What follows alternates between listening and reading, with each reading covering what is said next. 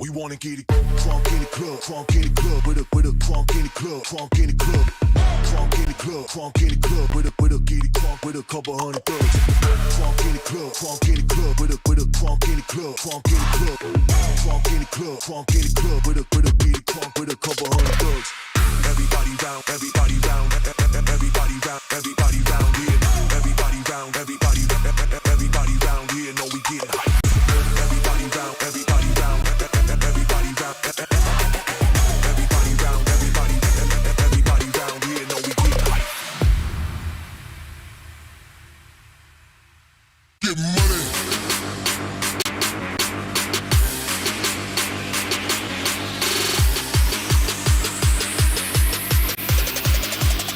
Let's get the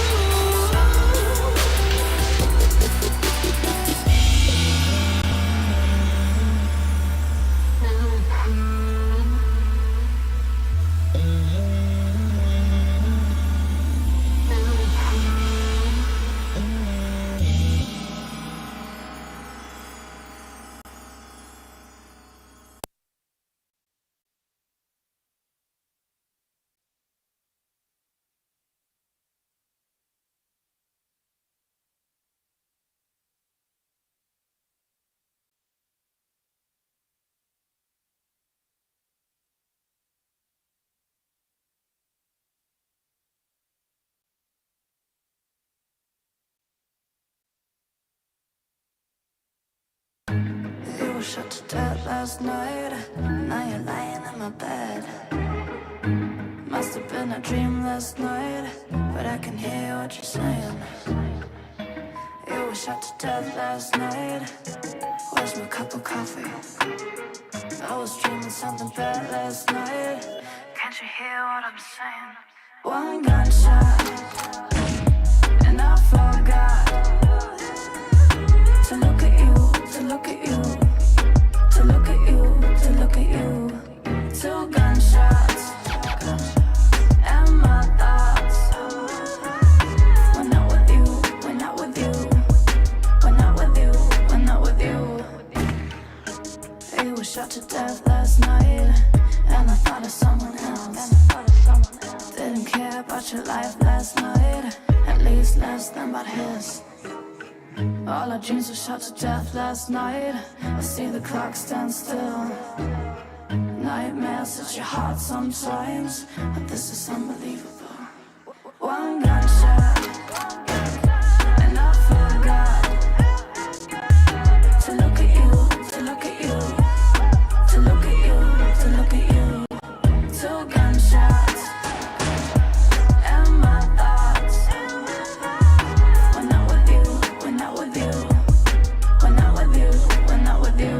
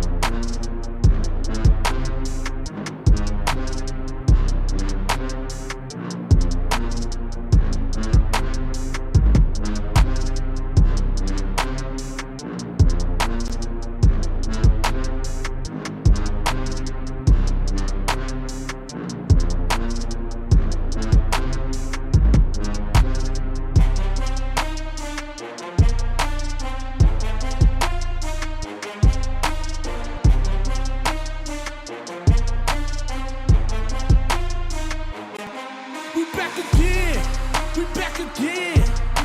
I'm bouncing up before they count to 10. We back again. We back again. Tell your mother, brother, sister, and your friends. We back again. We back again. I'm bouncing up before they count to 10. We back again. We back again. Tell your mother, brother, sister, and your friends.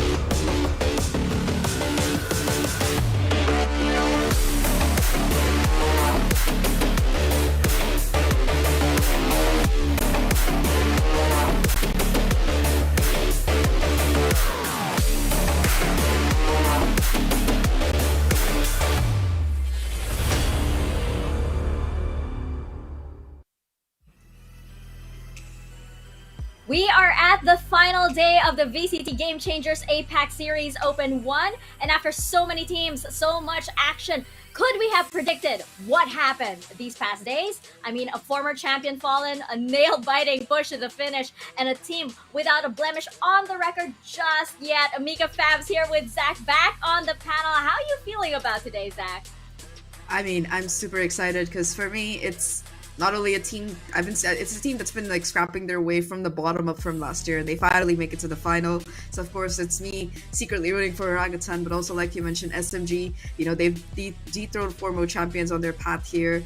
They've really they haven't even lost a map yet. I think that's a testament to how dominant they've been as a force so far. So I think it's gonna kind of come down to which team performs better today. But also SMG, they've just been like this behemoth that's looked unstoppable, and I'm really interested to see if Orangutan has a plan for that. Exactly. We're gonna have lots of time, by the way, to take a look back at these teams because they will be our focus for our grand finals today. Let's actually take a look back one more time for the roadmap at the yes of the year, because Zach, we have so many amazing teams here. And looking back, I believe we started this tournament with over 130 teams, I think. There was a lot of teams. And then eventually we came down to 8, and now we are down to 2. So let's take a look one more time at the roadmap for the rest of the year. We may be at the end of the first series open, but it's only just the start of a full year for Game Changers APAC. We've got Open 2 in June, Open 3 in July, followed by, of course, our last chance qualifier, and eventually Elite, where it will all be decided who heads to Game Changers Champions. Zach, I think it's thrilling to think about, we could be watching that very team, our champions representative today, or maybe they've slipped by us. Who knows, right? Who knows, exactly, because like you mentioned, looking at the format, top 6 from these 3 opens based on the point system, they will be qualifying for Elite. And then, of course, after that, Stage 2 LCQ, 2 more teams, so top 8, they'll be playing in Stage 3 Elite. I believe that that's going to be where the action is, and the winner, or hopefully more than just one winner, as exemplified by our fantastic performance last year, will be taking us to that Global Game Changers Championship. And I'm sure that the entire region will be completely rooting for them, just like we banded behind Sapphire. Of course, absolutely. Everybody here, and I believe, shout out, by the way, to all of our watch parties occurring right now. I believe we've got a bunch going on at the same time. We see you guys. And of course, our prize pool and our open format right here, as Zach mentioned. We do have points on the leaderboard per open, and the top 6 teams on the leaderboard will qualify for Elite. And we've had so many amazing teams, Zach. As we mentioned, we started with more than 100 teams. I think this was probably a record for Game Changers APAC. We had so many too close calls, and several teams that impressed us so much. I mean, looking back a bit at all of the teams so far, Zach, who do you think were the standouts for APAC Series Open 1? I think that it's really hard for me to point out one particular standout, but looking at the teams that made it, I have to say 2 teams that I think have really good stories are going to be Global Esports Phoenix as well as Big Sight. Big Sight, to start off with, they've been around for a while, since 2021, but they've always kind of struggled, but it seems like this time was the furthest they've been able to come, and they really, being able to beat out Sapphire in that lower bracket and move on. They might have not made it to the finals this time, but I think that they definitely put up quite a show and have a great deal of potential to achieve. And the same with Global Esports, it's a new roster right out of the bat. Like you mentioned, out of 100 teams or so, they make it to this top 8, and they already make that top 6 before finally being eliminated. And it's only been a couple of months since they've been formed, so I'm really excited to see what the future has for both of these teams. But Mika, who are your picks? Yeah, I just want to quickly point out, by the way, Goosebumps, by the way, it's only been a few months. We are only at the beginning, and there's a few more ones until the next open, so I cannot wait to see all of these teams once again, including my favorite has to be Capybara Gang. I mean, come on.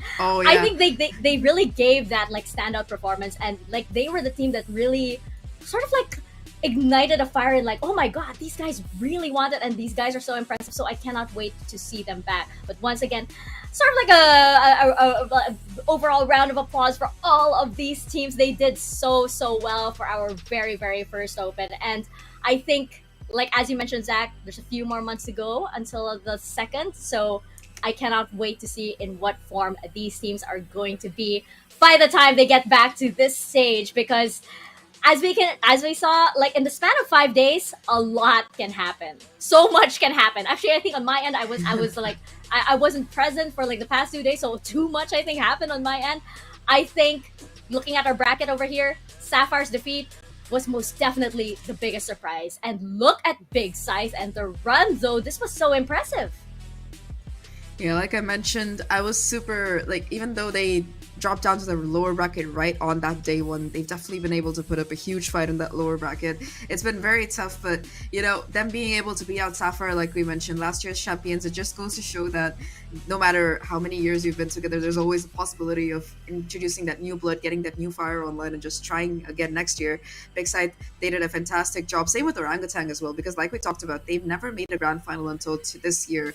And this year, they've looked phenomenal. They lost to RRQ on day 2, I believe, but they were able to come back, get revenge on them in that lower bracket final, and finally move on to that grand final, which we're going to be seeing today between SMG and Orangutan. SMG, they've had a flawless run through that upper bracket, haven't even dropped a map yet, and yesterday they delivered what is arguably one of the most, if not the most humiliating defeat to Alter Ego's X roster, now under RRQ Kaguya. 2x13 force 2-0. I've never seen them swept like that. I don't think anyone's ever seen them swept like that. Absolutely not. And they're not a team that, we would expect to, like a score like that to pop up, right? But of course, today, only one final battle remains, and it is going to be between Team SMG and Orangutan. This is a best of 5. And after what we've seen from these teams the past days, you can bet we're going to get a hell of a matchup. Actually, as I mentioned, I wasn't around the past couple of days, so imagine when I head online and I check out what's happening, and I'm like, what? What on earth is happening? So what's going on? Zach, you have to fill me in here as we check out yesterday's highlights. Basically, SMG, they point, they shoot, they hit, headshot, boom. Rinse and repeat. And that's but it. yeah, let's take a look at that. I mean, it's been working for them so far, but I'm not giving them enough credit at this point. I'm just joking. They've been really fantastic. Every single player on this SMG roster has been stepping up huge, being able to pull out clutch after clutch. Like Shirazi, for example, pulls off a 1v3. This is a position that they had no business winning. On both of these maps, SMG just looks so dominant when it came to utility usage, map control, trades. Almost every single aspect of the game, they've just put in so much work. And it was clear as the game went through that their coordination, it's like hit new peaks.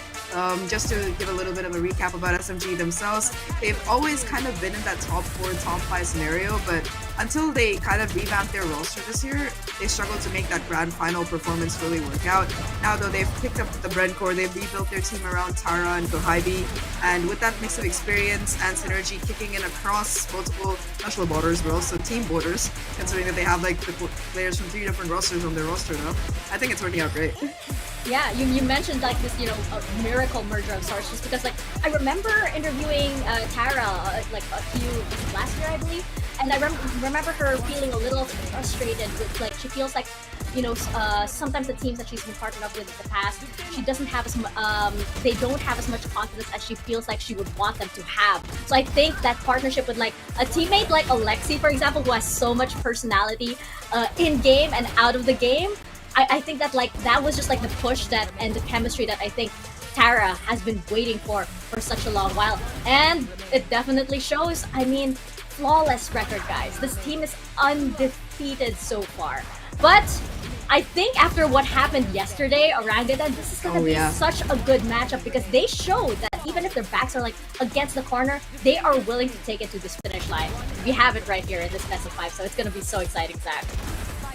Yeah, I think a lot will also depend on the map veto, but we have to talk about Orangutan because I think that when it comes to the most consistent improvement over like the course of months or even just this particular tournament, I think Orangutan, they've definitely been able to shine through so far. Like we talked about, right off the bat, they dropped to that lower bracket because of Kaguya, but they were able to like really just bounce back and find revenge on them in that lower bracket. Like you mentioned, they're the teams that might have been down the most. Like we've seen them come back from a 1-11 kind of number to be able to come back and win it into overtime. So they definitely have the mental and fortitude for it. So at this point, I'm just excited to see how this matchup is going to shape up. But I think before we get into the map vetoes or any of the juicy details about today, we are going to be taking a short break.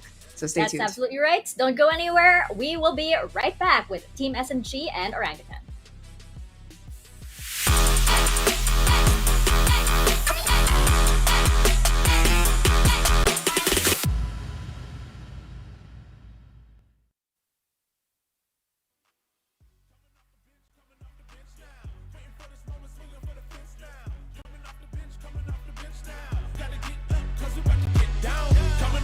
Coming off the bench now. Waiting for this moment, swinging for the fence now. Coming off the bench now.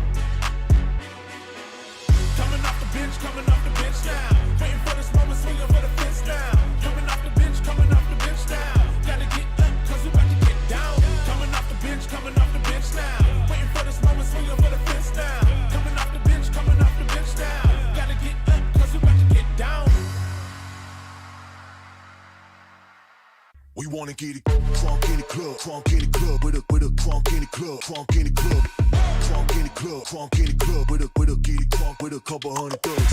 Crunk in the club, crunk in the club, with a crunk in the club, crunk in the club, crunk in the club, crunk in the club, with a get it crunk with a couple hundred thugs. Everybody round, everybody round, everybody round, everybody round here. Everybody round, everybody round here. Know we getting hype. Everybody round, everybody round, everybody round.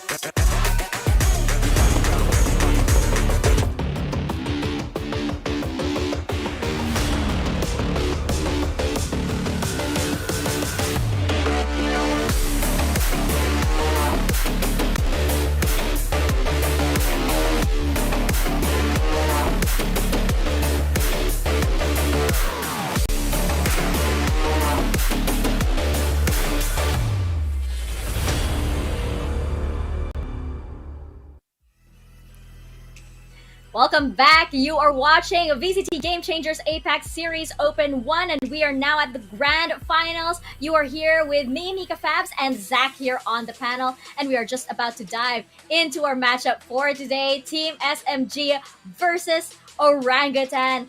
And Zach, as we were saying earlier, this team, Team SMG, is undefeated. It is a fact. Team SMG has not lost a map since 2022. This was last year. But this roster has not lost a map ever. Ever. It kind of makes me worried because I'm the kind of person who believes that luck runs out eventually. So Team SMG, I guess my positivity is kind of like relying on you. But how long, Zach, does this win streak, keep going? Certainly it can't stop today of all days, right? I mean, if anyone's going to be putting a stop to it, it's probably going to be a team like Orangutan. But yeah, like that you touched upon that, Mika. They've had like an undefeated run throughout that upper bracket. They 2-0 Global Esports, 2-0 former champion Sapphire. They got Kaguya as well on their way, and now it's their last hurdle before they can claim that title of Open 1 winner. But it's going to be their opposite, diametric opposite, really, that they're going up against. As Orangutan, they're that scrappy team. They like these comebacks. They like going down in the lower bracket and fighting it out. But let's take a look at both of these rosters here. For SMG, we have Kohabi, Kamiyu, Shirazi, Tara, and Alexi. Now, to break it down here, Kohabi and Tara, Kohabi's been there since day one of the SMG roster's formation. She's been that kind of duelist, that firepower, that star that they've banded around towards. And I think Tara, she joined yesterday towards that LCQ time. She used to be on Alter Ego Celeste, kind of retired in the middle, but came back. And now she's been kind of whipping this roster into shape. With the kind of team roster shuffles and everything that happened after the end of last year's Game Changer seasons, we had Kamiyu, Shirazi, and Alexi join. Now, Alexi and Shirazi, they were part of the Bren Victor squad, I believe, and Kamiyu was, I think, Zol Meraki, I'm not sure, but either way, like these players from these different strong teams banding together in SMG, I think that's just a beautiful story. But, you could say the same for Orangutan, right, Mika? Absolutely, and this squad, Casper, Japips, Capricious, Zinni, and Chloe, this team did not go through that matchup against RQ Kaguya yesterday only to stumble now, right? They are going to hit the ground running for that victory. As we saw yesterday, even when their backs are against the wall, Apes, together strong. They are not going to go down without the fight of their lives. We had to put it in there, right? I saw yesterday Blackenblue inserted that in there. Oh, so yeah, I was watching too.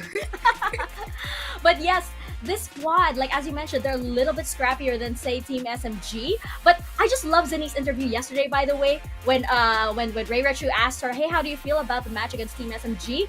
And she said, I'm just so excited because these guys, these teams are actually very, very close with each other. These guys know each other so well. And I think that, of course, they're going to play their best. But they're just so excited to be, right in the action all together and just giving each other's, the best fight ever.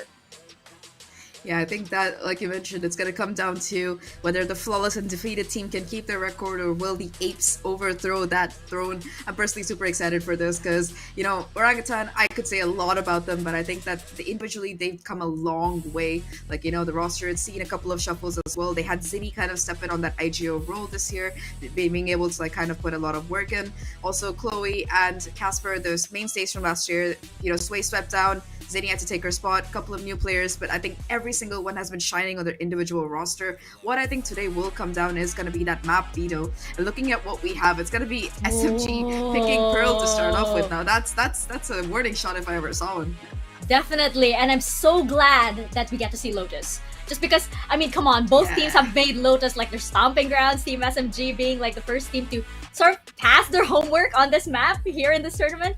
And Orangutan, after yesterday's match, I mean, come on, Lotus definitely has to be one of their strongest maps. And we also are going into Ascent and Haven and Splits. As for, the fracture ban on the side of Team SMG, I guess so. I was a little surprised just because I feel like this is one of Team SMG's stronger maps, but I guess they didn't want to risk anything that might be a little bit, too out there, perhaps. And Icebox for Orangutan as well. That's a ban. So with this, I'm not sure. I like that, Lotus is right there, smack in the middle. This will probably give Team SMG a lot of momentum, Zach. Oh yeah, I think that, starting off on Pearl, it's kind of like I mentioned, it's a statement being made here because it is a map that they managed to pull off a 13-4 against Kaguya yesterday, one of the more dominant rosters that we've seen over the course of the years. But Orangutan, they've gone with what's like a comfortable pick for them. They managed to time and time again prove that they are a force to be reckoned with on Ascent. They pulled off that 13-7 yesterday against Kaguya, and historically it's a map that even when they're down, they're able to kind of dig deep and bring it back and win in style. So I think that's like their home ground, so as to speak. The home ground of the Apes is Ascent. That's a line I never thought I'd be saying in my life and getting paid for, but here we are. Where did you think the home ground of the Apes would be? I don't know, some obscure planet with like lots more forests, because Ascent seems too modern with all the cafes, but hey, it's a new age, new ape, I get it. Orangutan, like I mentioned though, historically really good on both of these maps that they've selected, which is Ascent as well as Haven. They've been able to kind of make that comeback. They have really strong strats, and personally, one of my favorite things to watch in both of these is that Astra pick on Casper. I love watching her play Astra. It's like such a sublime feeling. I think last year I saw her put out one of the fastest ults that we've ever seen, but right now we're going to be starting off on Pearl here, chosen by SMG. They're going to be starting off on attack as well. And I think yesterday somebody brought up the point that whenever a team starts on attack, they're super scary. And SMG, I think that definitely applies. Oh yeah, that definitely applies. I am so excited to see here, Japeeps had such a great performance yesterday. I'm excited to see this potential matchup between her and Iceberg. So that's gonna be one to watch out for as well as Napsky versus Chloe. I think this is gonna be like another one, like somewhere in the backlines that we can potentially watch. And of course, we also have Capricious versus potentially Ayumi or Aluka. We've seen them switching stuff around. So we're gonna see how they're gonna start this off. But I cannot wait for that duel to take place as we head into Pearl, our first map for this grand finals. So Daks and Blackenblue, the floor is yours. Sure, the floor is ours, but the stage is set, ladies and gentlemen, for the ending of Open 1. Today, we will be crowning a new champion in the Game Changers APAC scene, and I cannot wait for it. But this best of 5, of course, gonna look to go the distance between Team SMG as well as Orangutan. We're gonna be your casters. My name is Daks here with Blackenblue, and come on, man, already I'm so excited for this first map. We start on Pearl, and as you can see, Team SMG, they bring back the double controller. Well, how can't you be excited, Dax? We're starting on a best of 5 here for the grand final, rather ending on it. And we're going to have a new crown at the end of the day. We got the undefeated, almost undisputed, looking at it at Team SMG in the upper bracket. Nobody able to take them down. Nobody even able to take a map away from them here in the playoffs. And then you got the Usurpers, Orangutan, a team that lots of people had expectations for, but for them to get here to the podium finish, to the second spot at the very least, into a grand final, that is huge for a team that really had a lot of struggles last year. Coming to this, they're looking prime. I think that's the keyword right now here, Blackenblue. This is their grand final. This is the first time we are gonna see Orangutan vie for that crown. What a run through the lower bracket. What a game, especially yesterday against RQ Kaguya, making sure that neither of the usual champions that we had from the Opens last year's would even have a chance now. But Team SMG, the problem when you face off against them, it feels like there's just that suffocation, that there is just no chance whatsoever because they've had that perfect run. Orangutan, though, have been so scrappy so far, and if anyone can take a map or even a series away from SMG, it might be them. Yeah, it has to be a fiery gun like Orangutan are and can be many times on over versus his Team SMG squad. We're starting on the attack this time around. Orangutan putting their focus into creating mid-control early. Yeah, and SMG, again, we can talk about what the controller composition they're running. This is what they use against Sapphire. It's not the Raze, Reyna, Chamber, hard hit shenanigans. And it's all about that modicum of control that we like to see from the likes of Tara and Shirazi. It's more about the restraint right now from SMG rather than their usual antics. Flash comes in, Kohibi looking to clear. I mean, I love to see it, right? They need that just bit more utility to try and throw out here, especially against a team like SMG. But the plant goes unguarded, unwavered, and Kohibi gets the opening pick here. Daks, Alexi, and everything going SMG's way to start off this map completely without a fuss. Every single direction, it just leads to SMG's victory. From the connector side to the spawn itself, SMG had the handle of it. And this is where Orangutan needs to already understand what the game plan of SMG will look like. They're going to throw out utility, sure, but with Shirazi on that lurk especially, that's someone to watch out for. She was incredible yesterday against Araki Kageo, one of the best performances we've seen for her all throughout her career, and if that's the form SMG is gonna bring now, then this is a grand finals worth watching out for them. Of course, I mean, you look at a team here like Team SMG, and to start things off, as you said, like that is a statement. That's exactly how they have to set the tone here, especially against a usurper potentially on Orangutan. Team SMG looked like one of those favorites coming in from the Swiss stage. And with an opening round like that, it could be the case. How many maps is it in a row? 6 times 2, 12, and you add 18. You add 6 rather, make it 18 maps overall over the past few weeks of action. Capricious though, good start, has been absolutely a gem here from the side of Orangutan. But Kohibi fights back, firepower here for SMG. They cross over from mid to B, the lurk yet again from Shirazi to secure that site from afar. And SMG just systematically moving away from the Orangutan forces. Well, Orangutan, we know that they have been one of the most consistent teams in converting these type of thrifty rounds. Maybe some damage could be done here. Capricious, still the sheriff in hand. It's B-Link, the only place, the only avenue of attack they've got really for this retake. Yeah, they're gonna funnel in, that's for sure. Kohibi though prepared yet again for those takedowns. Capricious, Casper, they could lead that charge. The Pips also a bit of utility to try and help out in the pinch. Now with crossfire sets, SMG, they're at the ready, waiting for their guests to arrive. Kamiyu gets them all even in the end. That Nightfall will be online sooner rather than later here, Blackenblue, and it's 2-0 for SMG. And if they can get that online here in their bonus, that can be a great tool to try and equalize out the odds. You hit him with that decay, you hit him with obviously the deafen, to make things a lot more palatable in this case with the SMGs to run on over and run through the defense.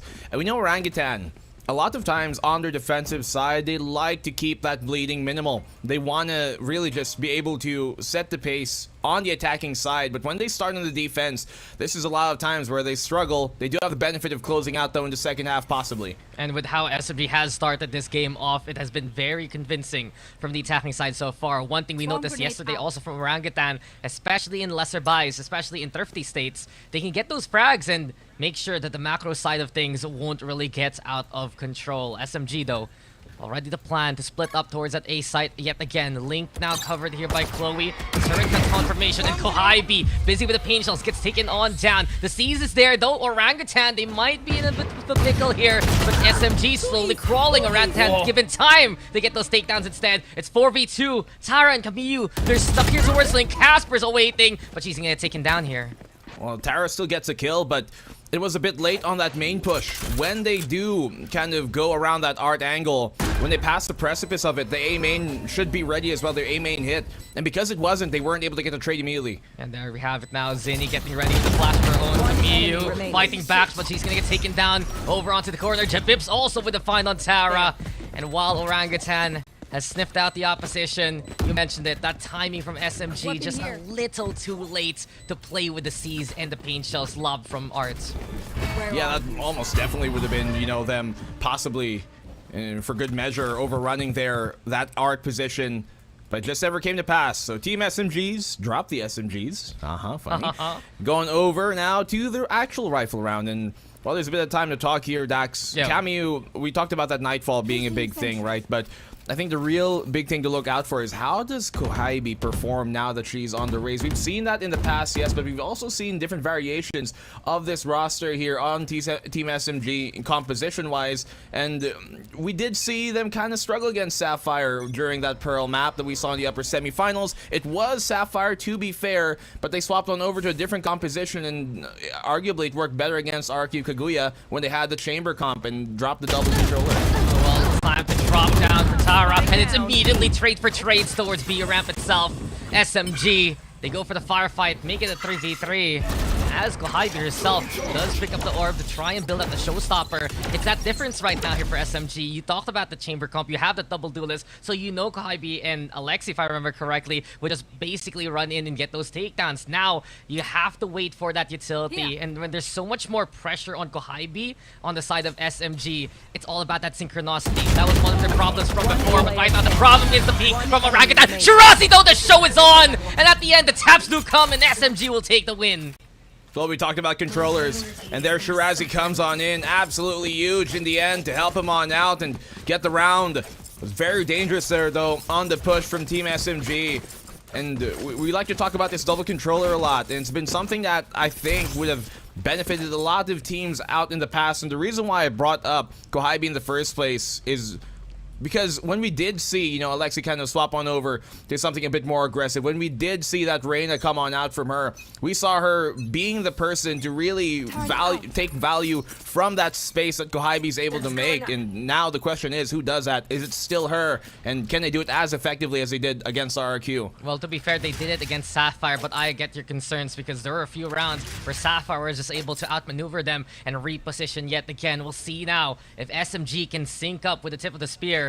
And Kohaibi, yet again, looking to lead the charge. No one home though for that B site. It's the rotation yet again from Orangutan, playing for mid and looking to catch out members like Shirazi instead. Yeah, they had that flank catch here on the Shirazi.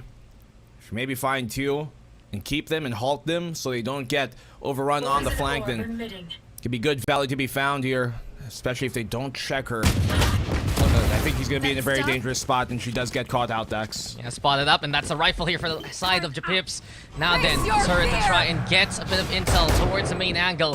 Nightfall, though, is the call, and SMG looking to just be concrete in their wall formation. 3 already down for the side of Orangutan, trying to use that high ground to their advantage, but the gun disparity is clear. The range is there, though, for Japips, and she's trying to try and fight back, but she runs out of help in the end. SMG, sure, they lost their backline there early on, but they found the footing to hold it down anyway. Yeah, they get the round anyways. That's the important thing in this part. But Orangutan, this is where we typically do see they struggle. They really rely on that op, which finally does come out from Capricious as they're eventually able to build up the economy for it. And an early timeout here called by Orangutan. But yeah, a lot of their defensive setups anchor around having Capricious get an early pick off with this op and then fall on back, try and play that advantage. But we've even seen that advantage get thrown to the wayside sometimes. So against a team like SMG, they have to get absolute value out of this, because we see a lot of times that when it comes down to the retake, if they do have Capricious on that op, they lose a bit of that re-hit potential on the retake. And not only that, Orangutan, they love to make space and use the space through those op picks or whatever Capricious is able to give to her roster. So SMG, yet again, it's still that matter of syncing up here, even though they're in the lead, because we notice one more time that Orangutan is still able to do some good economical damage. SMG, they were trying to build a big bank a while ago. They still have enough for the buys right now, yes, but even if they lose one round, it might be more perilous than what they expected in terms of what we have so far. Yeah, going to be a very mixed buy if they lose this round. So 4-1, yes, but ultimately enough, those rounds were a lot closer than the scoreline might suggest, and that is a big thing moving forward, right? Especially on this defensive side, you're going to need to hone in on that as early aim contact to be made here. At arm's reach, that's pretty much the call on Capricious. Just a hair's length away, tries to go for the takedown, but the Prowler primed at the right time. They burned the tailwind now. Kohaibi, though, looking for opportunity with the paint shells. There's the smoke, and now the showstopper will fly. Casper, though, towards that side, and Kohaibi will get that takedown. Camu on the board, too. SMG clearing out the side, moving towards Secret, but Chloe's got your back. Chloe's still there to stabilize. Chloe trying to get another one, but no, Camu is there to find the refrag on. And then the 4v2, the retake with the op op difficult. And even worse, Shirazi's right behind you, Capricious. Don't look, don't scream. Silence yet again, courtesy of SMG. Zinni's the only one left. Yeah, but she's down low. 1v3, difficult scenario. Blinded and taken down by Alexi, the opposing KO. Shut down in every sense of the word here, Orangutan. And small mistakes have big consequences. Where was the help there? Japeeps needed to be the one to shoot out that haunt, rather that prowler that came towards Capricious, but it just never came in time. And because of that, the op wasn't able to find that early pick value they wanted. And we've seen so much lurks from controller players all throughout the Open 1 circuit. But we have noticed Shirazi has to be one of the fastest to rotate like that, to actually get at the heart of the opposition. And that's one more angle SMG is trying to exploit. We go yet again to Orangutan on a lesser buy. On an eco state, you have a Hero Spectre, sure, but maybe the Blades from Capricious can get something done with.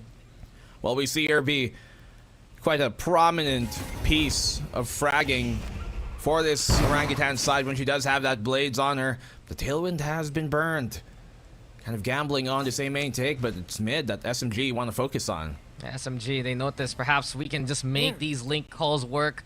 They've noticed also that they have so many tools to actually just keep the pressure towards Connector as well as the backside. Orangutan, though, the forces now congregating towards the side. Paint shells and the C's yet again.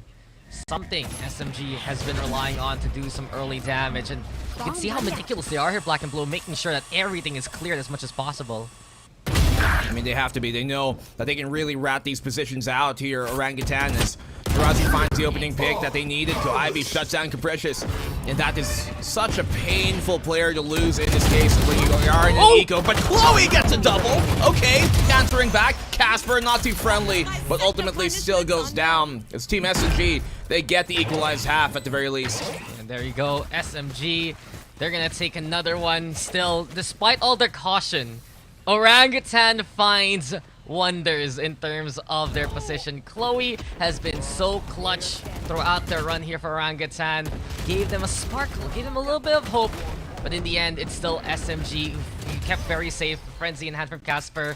Fortunately, just didn't have the economy to have the firepower in the first place. But there's still glimpses of hope here for Orangutan. There's still a way to keep this scoreboard from rolling out of control.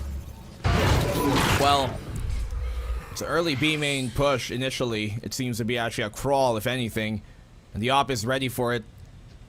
You know, last time these two teams played, Pearl, it was both against RQ. And Team SMG was the one who win that. Orangutan lost 10-13. So who knows? Maybe transitive property will continue here. Dude, Capricious. He's got this locked down. This is why I wonder, how do you do simple math in real life? The transitive property of teams by Blackenblue. It's a thesis statement that he's always decided to go for. But now Kohabi will fly on high and get the takedown. Yet again, we see this heaven take from SMG. Committed with the Nightfall 2. Kohabi gets to. Fragment now thrown Zinni on the disengage. But this will already flush out Orangutan from the site. The utility of the raise into all that momentum. Kohabi taking points. And isn't that the big thing here that Team SMG have been able to throw against Orangutan?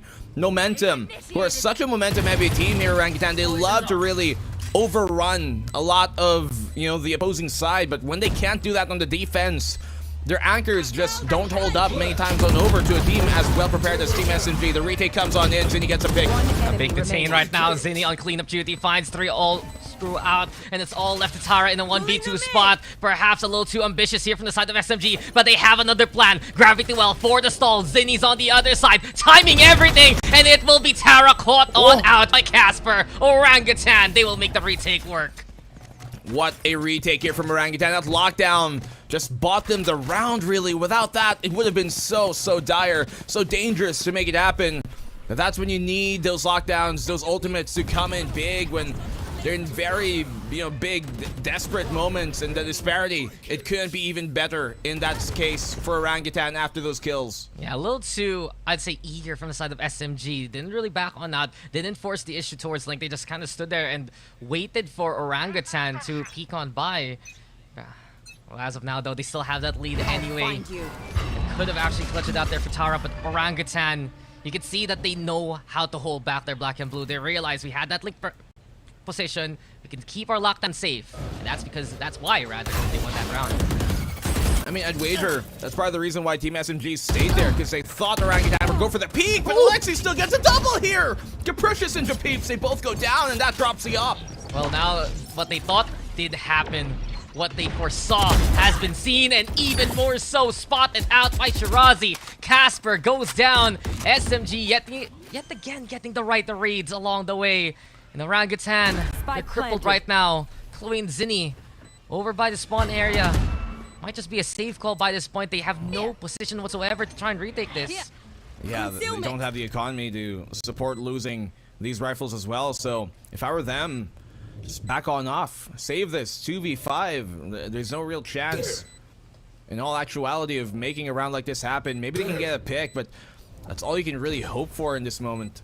Yeah, you can already see Chloe's just watching the rear as much as possible, trying to see if anyone wants to get the exits going. And speaking of, Alexi and Kohaibi already, you can see the tandem in hand. Flank works out for Alexi. Zinni will make the trade happen, but SMG eventually hunt down the remaining members of Orangutan and make it 7-2. Don't even let them take some pocket change home. Orangutan struggling here, not just on the raid stacks, but even just winning some of the duels. They don't seem to be activated the same way. Maybe it's a different time for them, early up, who knows, whatever it might be. But Orangutan, they have to start to wake up, and when a team, when a player like Capricious on a team like Orangutan to rely a lot on that fragging, capability to just pop off and it doesn't come online, they struggle to get anything more, I guess, diverse going. Yeah, and that's something we were talking about yesterday, how the back-to-back effectively warmed them up for RQ Kaguya this time around. Early afternoon, perhaps for Orangutan, not playing at the same cylinder, not playing at the same speed, and right now, there you go, quickly done by Shirazi. Gets the takedown, and she backs on away, especially. She knows that there's even more pressure there, courtesy of Orangutan, as SMG already cleared out that A site, and well done yet again, knowing to pick them battles. 4v5. Not much here to work with Orangutan once more. It's been a similar look many times around this game so far for Team SMG, where they just have such a heavy advantage on this plant.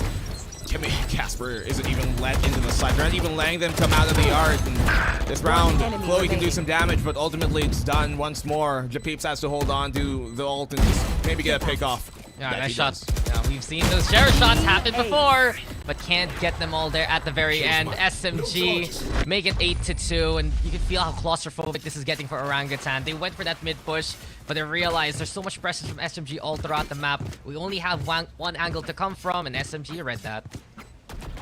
Yeah, they love to give them many different options a lot of times, and Orangutan, as great as they may come, they're not one of the teams who have shown to have many diverse options. As we were talking about them a while ago, yesterday, right? They're not necessarily a master of, or at least a jack of all trades. They're a master of one, and it's the hard hit. And when that doesn't come into effect, especially against a team like SMG, who have so much more tools to play here, so much more plays to throw out, how does that work? Yeah, well, if you're gonna strong arm the approach, perhaps you can add a little bit of enhancement alongside it. There you go, Chloe. Nice setup towards the doorway. This burns down Kohaibi, and this is actually an interesting look here for SMG. They don't have the raise right now to play the entry. They're gonna bank on Tara on the lurk instead, leading that charge with a spike even. Yeah, how do they work this out, right? As you said, out that entry potential. Camu here on the lurk as the contact was made towards B. They get the Cosmic Divide down as well with the Viper's Pit for the plant attempt. And Shirazi, that's a huge pick she finds that will allow them to get the spike down. Ambitious endeavor there from Chloe. Didn't pan out the Viper's Pit, of course, giving the advantage towards Shirazi. And you can see the timing there from SMG too. They pulled attention towards mid thanks to Camu, but Japips finds Alexi now to begin with on the retake. Nightfall gonna be the call. We also hear the null command to play here from the side of Orangutan. SMG, they have to fight for the lives towards the hallways itself, and Tara swings it to get the takedown onto one. Still though, the pit into play. Capricious finding Camu. It's gonna be all up to Shirazi now, but she's caught outside by Zinni. Eventually, Orangutan, they will get the round, and those are where they look impressive, when they can find those duels and find those angles to get those takedowns. Well, they were able to take the fights that they wanted to in that case. You saw Tara kind of swinging out a bit earlier, I would wager, in that case, than you would normally want. You want the defensive rotation, the defensive retake rather, to push you there towards that back hall. if it ever does come to the fight, and then that's when you can be forced into it. But realistically, you can see that Orangutan, they're kind of worried about that back call, weren't sure if they should progress into the pit or take that back call option immediately, but then Tara gave them the option to take the fight, and because of that, they were able to focus their strengths into one position. Yeah, and Orangutan, when they commit, right, it just seems like they are so well oiled. They are so well coordinated. They need more moments like that, though, if they want the bridges gap. And they do gamble to play towards that A side instead. Retake is the possibility. My concern, though, here for Orangutan is they're playing the up and they have no ultimates for it. Yeah, as we talked about, right, they have struggled on those retakes when they have the operator in their hands, as is natural, as is typical of really any team. It's just a normal symptom of what you bring into the table. In the plant, it goes unswayed. Yeah, well, they have Link. There's no lockdown. This is gonna be a problem right now here for Orangutan, and even more so with Alexa getting taken out the Casper. Smoke's gone. Japips, though, nice trade at the very least. Still fighting here by Records. Prowler gonna be into play, but the double swing is the plan here beside SNG. Kohai, Kami working together. Eventually, it will be the 1-1 trade. 3 versus 3 right now. Here comes Orangutan yet again from the Link, but the high ground is perfect for Kamiyu. And come on, she is ready for all of you too. 9-3, Team SMG with quite the lead. We'll throw it back to the panel to see what's up. Well, Zach, you called it. SMG on attack, on Pearl, a very, very strong statement that SMG, they just keep getting the right reads. They, leading to the numbers advantage, especially in their anticipation on Capricious. I mean, without the Jet and securing at the very least a 4v5 before pushing gives them so much advantage when going for the plant. It's just so much easier for them to take up all that space. Yeah, 2 points really come into a factor here. Number one, like we talked about, SMG, they have a much, much higher win percentage on the attacking half, and they were able to really kind of showcase that dominance. And number two, the thing is, the amount of utility that SMG has with the double controller setup, as well as their initiators, it's just too much for Orangutan to really try and fight for that site win. They try to go in for these retakes, but unless they have these ultimates available for it, or like you mentioned, that player advantage, it's just been super difficult for them to do. If you look at the rounds that they won one of them because they had the weapon advantage, and the other two because of the fact that they had a lockdown or the nightfall or the null command available. And I think that on attacking, they're definitely going to have a little bit of an easier job as long as they can find a way to have the same kind of aggression that they've been able to showcase before. Yeah, and I feel like, for the side of Orangutan, it's just really, it's getting to them. You can feel it, and especially when SMG gets those first picks. I'm wondering, though, now that the sides are switching, what are you expecting for Orangutan to be able for them to, pull the score back in their favor? I think that one of the huge factors is going to be Capricious. We just saw Kohaibi pop off, and Capricious, she has to be that kind of foil to Kohaibi, being able to get those entries and open up sight the way Kohaibi was doing. I think that is also going to be a lot of weight on the shoulders of the initiator to be able to set Capricious up for those fights. So I think that it's going to have to be an overall team effort. But Orangutan, the thing about these apes, or this gang of apes, is that they're able to really, if they're in a tight corner, they're able to kind of dig in deep and scrap back. This isn't their map pick. They're probably just trying to look to get through it and fight as much as they can on the way to Ascent. But I wouldn't be surprised if they made a comeback happen on this map, because they were 13-10. They lost very narrowly to Kaguya on this particular map, and I think that they definitely have a chance. Yeah, and especially after yesterday, I'm not gonna count anybody out just yet. So let's get back into Pearl. Throw it on over to your casters. Panel saying there's a chance, and truth be told, I do believe in it. But Orangutan, they need to make those chances happen from the get-go. They need that momentum to go back in their favor, and the pistol will be the perfect round for it. It's still a big gap though here, Blackenblue. 6 rounds between Orangutan and SMG. I mean, the statistics do back them up at the very least here. Orangutan, 60% win rate on attack here on Pearl compared to the 48 when it comes to the defensive side. So much higher win percentage by Orangutan on their attacking side, especially on Pearl. And I think a big problem that we did see there is not necessarily the execution of ideas on the defensive side, but just the general ideas surrounding them. Seems like there was just the wrong attempt on wrong problems, or they proposed wrong solutions many times over. It's complicated stuff, honestly, but sometimes also notice if for Orangutan, they just don't have the right tools to get the job done. Here we have it. Shirazi prepared immediately to catch one, to catch two. Already such a strong shot. Yet again, fear for the side of Shirazi. SMG again and again. The show goes on, and well, that's all, folks. Casper in a 1v4 scenario. Can she actually get something done here with the pistol? The ghost in hand yet again, looking pretty feisty. Here we have it now. Suppresses the value. And the angle is even better from SMG. 10-3. My goodness. This is looking disastrous for Orangutan, but sublime here, really, for Team SMG, who are looking so pristine in these moments. Always so clean. And Shirazi has been such a reliable source of that potential and of that fragging capability. She's such a great anchor for this team, and you see in those moments when maybe other players might get overrun, might get overwhelmed. It doesn't happen to her. Can always be calm and collected. Yeah, Shirazi has just been absolutely incredible. We talked about her day after day, all throughout the playoffs, and still the highest ACS for this week, especially Zinido. Already just a rush down here from the side of Orangutan, and they funnel in to the loving embrace of Kahaibi. SMG yet again getting the right read at the right time. Good position towards the exit of Heart, and here comes another one towards the loving arms of Tara. Kahaibi with 3, make that 4. Showstopper almost there, available into the next round, and it will be SMG now making it an 8-round gap. Wow. SMG, I mean, it was their eco here for Orangutan, but ultimately enough, SMG are still looking so far above the competition, Daks. It's not just Orangutan, like throughout this tournament, they have looked almost practically flawless, and whatever small moments that they have of a lapse, it would always be recuperated and recovered. That's such a fair point there, man. You think about who they beat to get to the grand finals.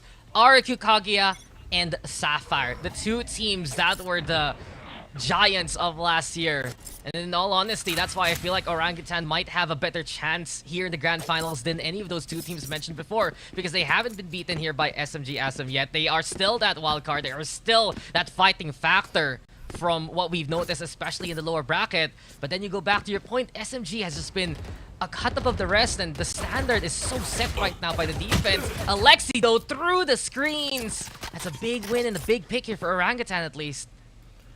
Orangutan, to find that early off, such a big player, and we know the leadership value she gives to a squad like this will certainly aid their case here to start their march onto a comeback, possibly, but still a long hill to climb. And while we've got some time, I was talking about how they would have just almost a wrong solution to the problem many times over a while ago in the first half, and we saw that in the last round of the half, where they would play retake on one side of the map entirely with an op, when you don't want that, because you need the op to rotate early, so you need that info on the other side of the map to tell the op to rotate in the first place. So those type of things, small mistakes, they have huge consequences, and they come many-fold for Orangutan. Straightforward though for that A side, but Tara sharp with the Guardian.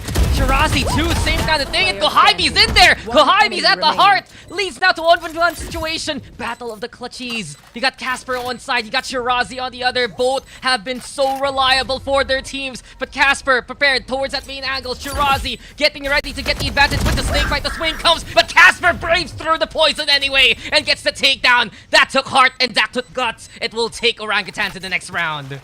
Great timing there by Casper, but look at how close it came, Daks. It almost went SMG's way once more with the SMGs in their hands. They take this fight towards the pit, but seemingly we're just unready for that push through the flower. You have to expect that at this point. They're on the bonus. They're on those SMGs. They want to press that pace and really wrap themselves through those smokes. And Orangutan, look at the buy coming to this. Half armor. A Spectre on Zinni. They won the round, but at what cost, right? And how close was that? You had to rely on Casper to clutch it out while still hit by the snake mite. That's double damage, because the vulnerable state could have gone so bad for Orangutan, but she made it work. They still have to make whatever they have still in hand to work at the same time. as they're going for that B side. SMG though playing towards the back hole. Shirazi can get hit by the flash, but Capricious will go down after she gets her slide back. Shirazi's there yet again, finds 2 for her troubles, and the formation here from SMG is just so immaculate. Nice fight there from Casper to get another one, but that's all they get, and SMG's already on map points. Dude, this is not much of a fuss at all for SMG. And look at the economy here for Orangutan. Maybe a rifle, but that's about it that they can pull up. And it's the Guardian of all things. Timeout called. And they're just playing this so well and outclassing Orangutan on both ends of the floor, attack and defend, that I don't even think the double controller matters in this case. If they pulled out the same comp that we saw last time, where they had that where they had that chamber, where they had that Reyna, I would still kind of expect a similar result coming out of this, because they're just so on point on multiple fronts.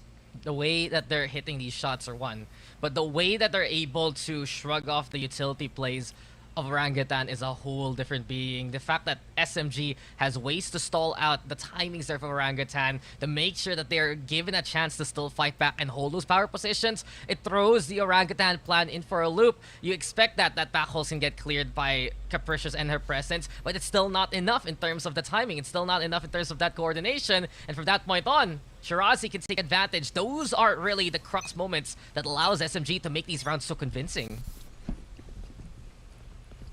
I mean, I don't know if you're going to get a more convincing map in this series than this so far. And what a way to open up a statement opening round off the pistol in round 1. And if they end this here, that's going to be an even bigger statement of an opening map to get this game off. But Team SMG, for Go, trying to hold the B side for the meantime, looking to try and take A control. Yeah, look to finish the fight early if ever they go towards an A main. Better call though from Orangutan, at least now here by B. They can set up well with that Cosmic Divide that Casper has been working hard to build. Already though, Shirazi towards that link area. We get the Cosmic Divide. The Viper's been to show something to watch out for here for SMG in the long run. But you see how, in this case, when they stack one side of the map, they still have somebody maybe towards that link to find information and call the rotation a bit earlier so they can retake in time. I do wonder if they are going to use those ultimates right here, right now. Capricious though playing by the wall. Here comes the showstopper. They're grappling well to try and catch those back holes. And Shirazi Alexi already with the takedowns. SMG look to fumigate the side. And already it's execution on point and on the spot. This was another win for the SMG faithful. Another one on the streak. And it just continues on with perfection. 13-4. Pearl is theirs.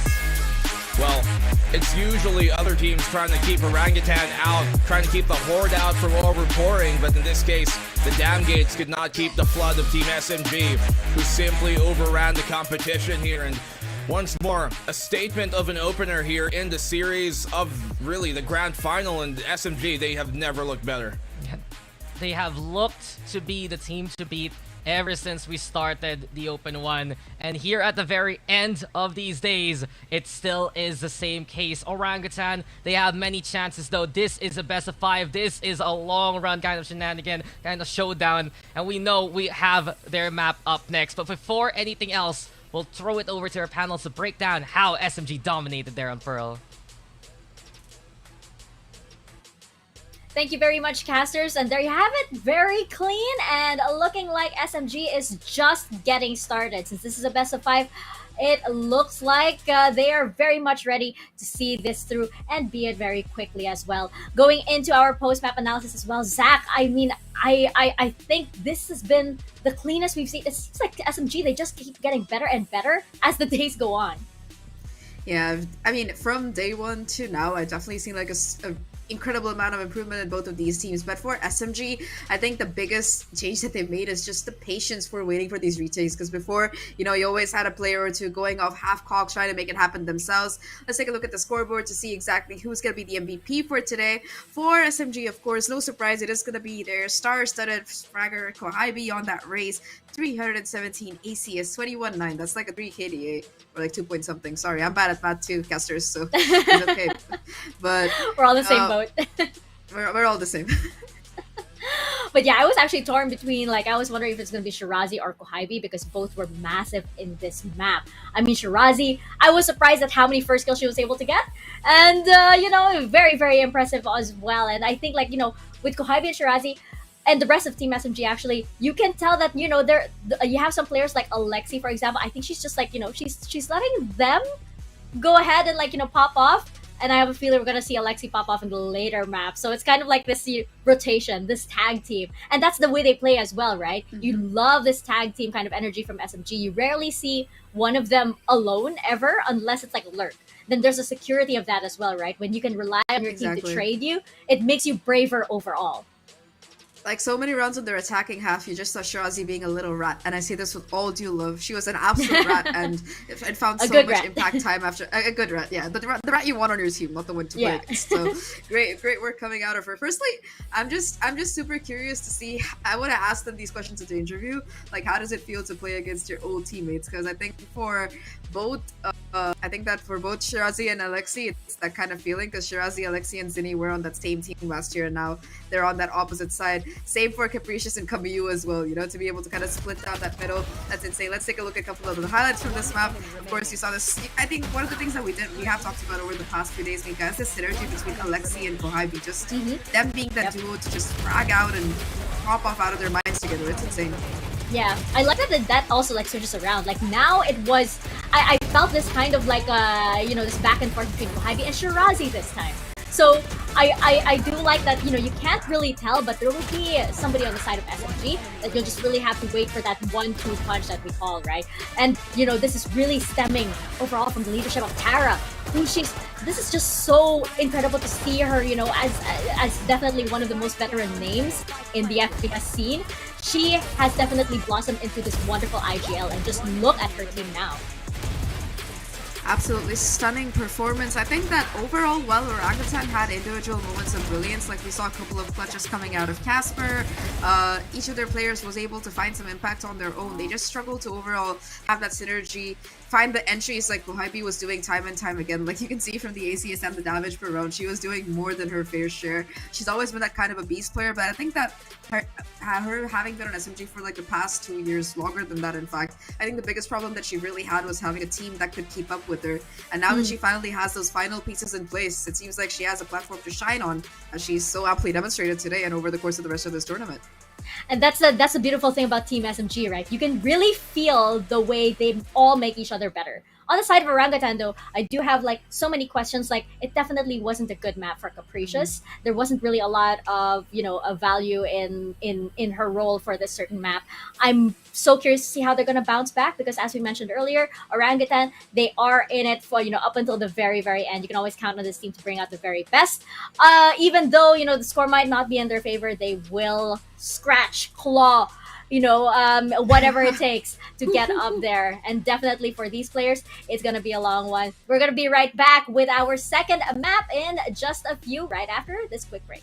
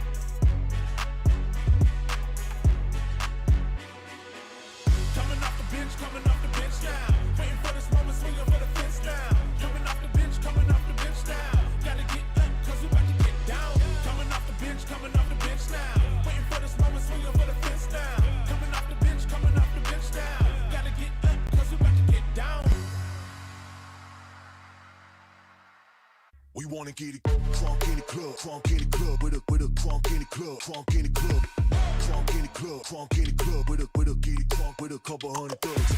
Crunk in the club, crunk in the club, with a crunk in the club, crunk in the club, crunk in the club, crunk in the club, with a get it crunk with a couple hundred thugs.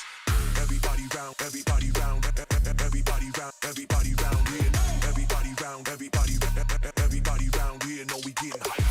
Everybody round, everybody round, everybody round, everybody round, everybody round here. Know we getting hype.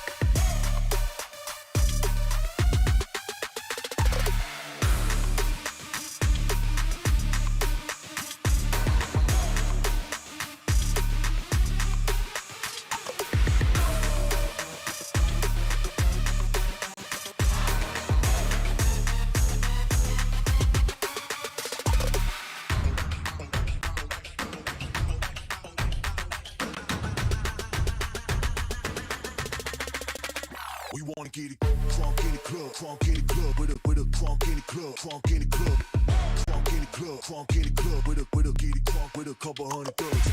Crunk in the club, crunk in the club, with a crunk in the club, crunk in the club, crunk in the club, crunk in the club, with a get it crunk with a couple hundred thugs. Everybody round, everybody round, everybody round, everybody round here. Everybody round, everybody round here. Know we getting hype. Everybody round, everybody round, everybody round, everybody round, everybody round here. Know we getting hype. Get money.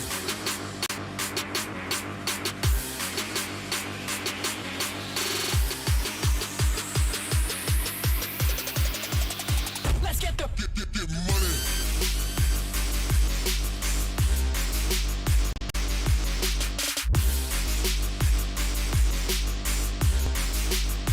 let's get the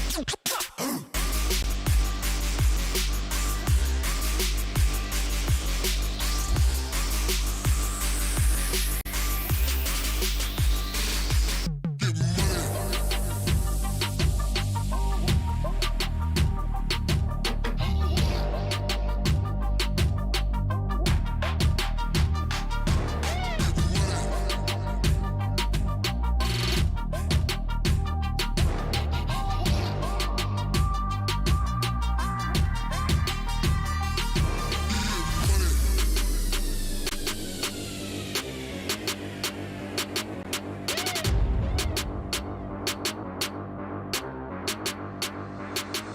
Get money.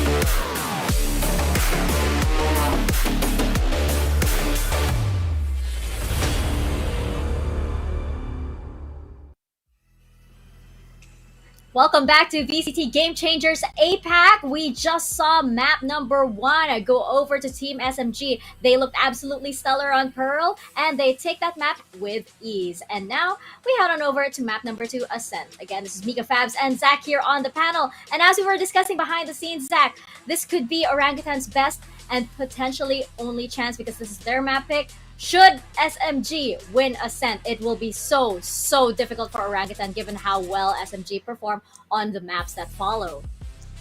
Definitely. I think that Ascent, it is one of Orangutan's strongest map. Even if they're behind, they've proven time and time again that they have the mental to really come back and be able to take it.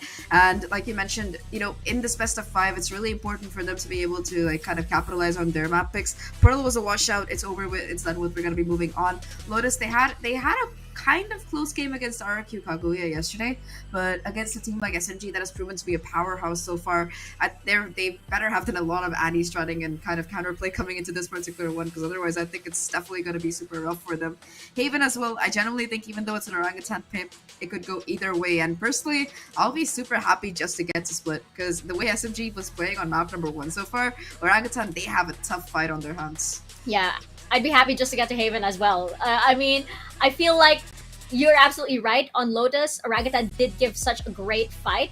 However, it was too close for comfort. And on the other side, SMG, when we did see their Lotus, it was definitive. So I feel like, you can't cut it too close, especially not against a team like this as we head into Ascent. We brought up earlier, just before we were about to close discussion on map number 1, how there were a lot of very, very, questionable things on the side of Orangutan. One of those was, unfortunately, the performance of Capricious.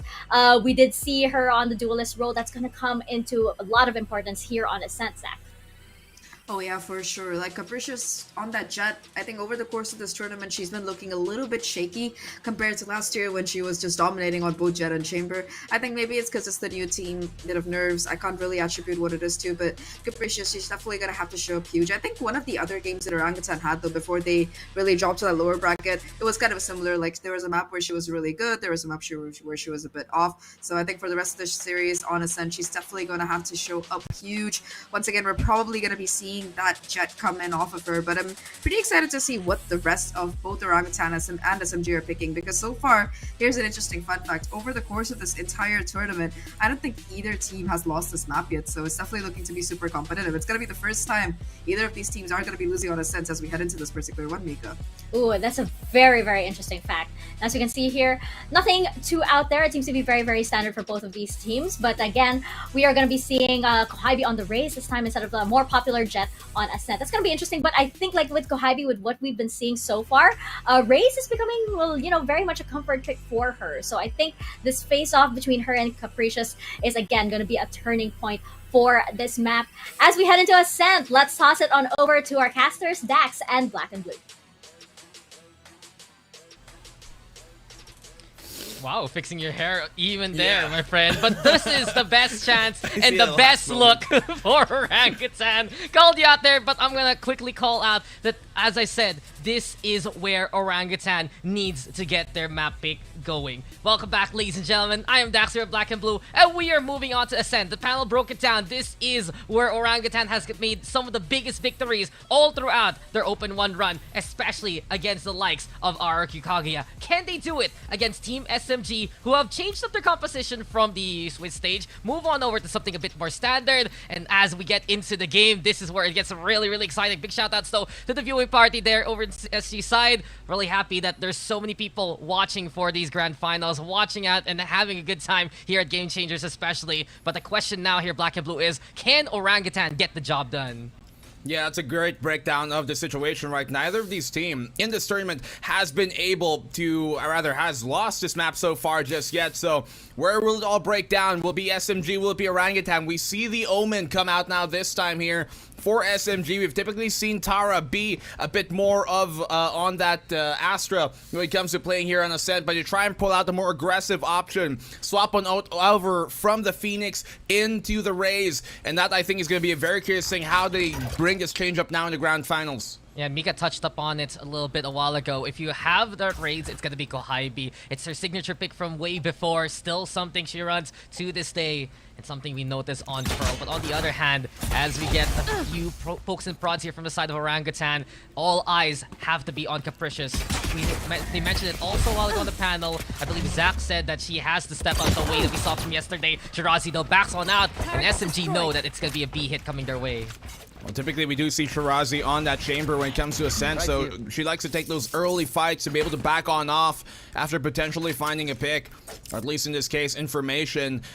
Contact made there towards B, sends that defense rotating, but you can see now that they're trying to be wary of another push towards the opposite side of the map. And something Orangutan loves to do, especially Casper, play a bit of that lurk, using those smokes for cover.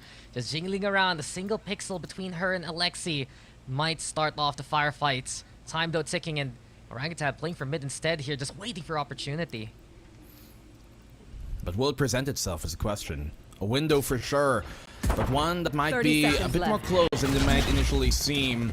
Capricious there, information that they do get off of Casper, and the push comes on in. Look at how low HP they already are on this execute. Ivy trying to chime in on the fight. He's gonna be onside, though it's Shirazi lines them up easily, finds 2 for her troubles. Alexi the same case, and the 3 who defended will be the ones who will stand tall there in the end. SMG, they win the round, and just because of a single dart, you could see the calls immediately from SMG what they needed to do. And the alarm bot there giving away their intent to try and split that site, to try and go for the market. And much akin to what we saw in Pearl, the opening pistol round just ends abruptly and real quick for SMG's favor. And SMG just has so many good angles between Shirazi and Alexi. They knew they had to play in committed positions, and they were able to still make wonders happen. Not only that, I also loved how we saw towards the CT side, avoiding the shock darts up close, playing inside the smoke. Mysteries made by SMG as we move now into the next round. Well, let's see if they can dispel those mysteries for the meantime. Mid control, something always important here on a map like Ascent. Calling my bot. And we see Orangutan are one of those teams that actually don't always try and fight for that on many a map. They're one of those teams that like to hard hit towards the mains and then potentially have something later in the round to flank out after the post plant has been secured. But in this case, I'm not too sure if sticking that game plan, especially against a team like SNG who like to control so much more of the map, will work out. I think that's the problem right now, predictability, because SMG, I mentioned a while ago, with that single dart towards main, it already exposed the attention and intention.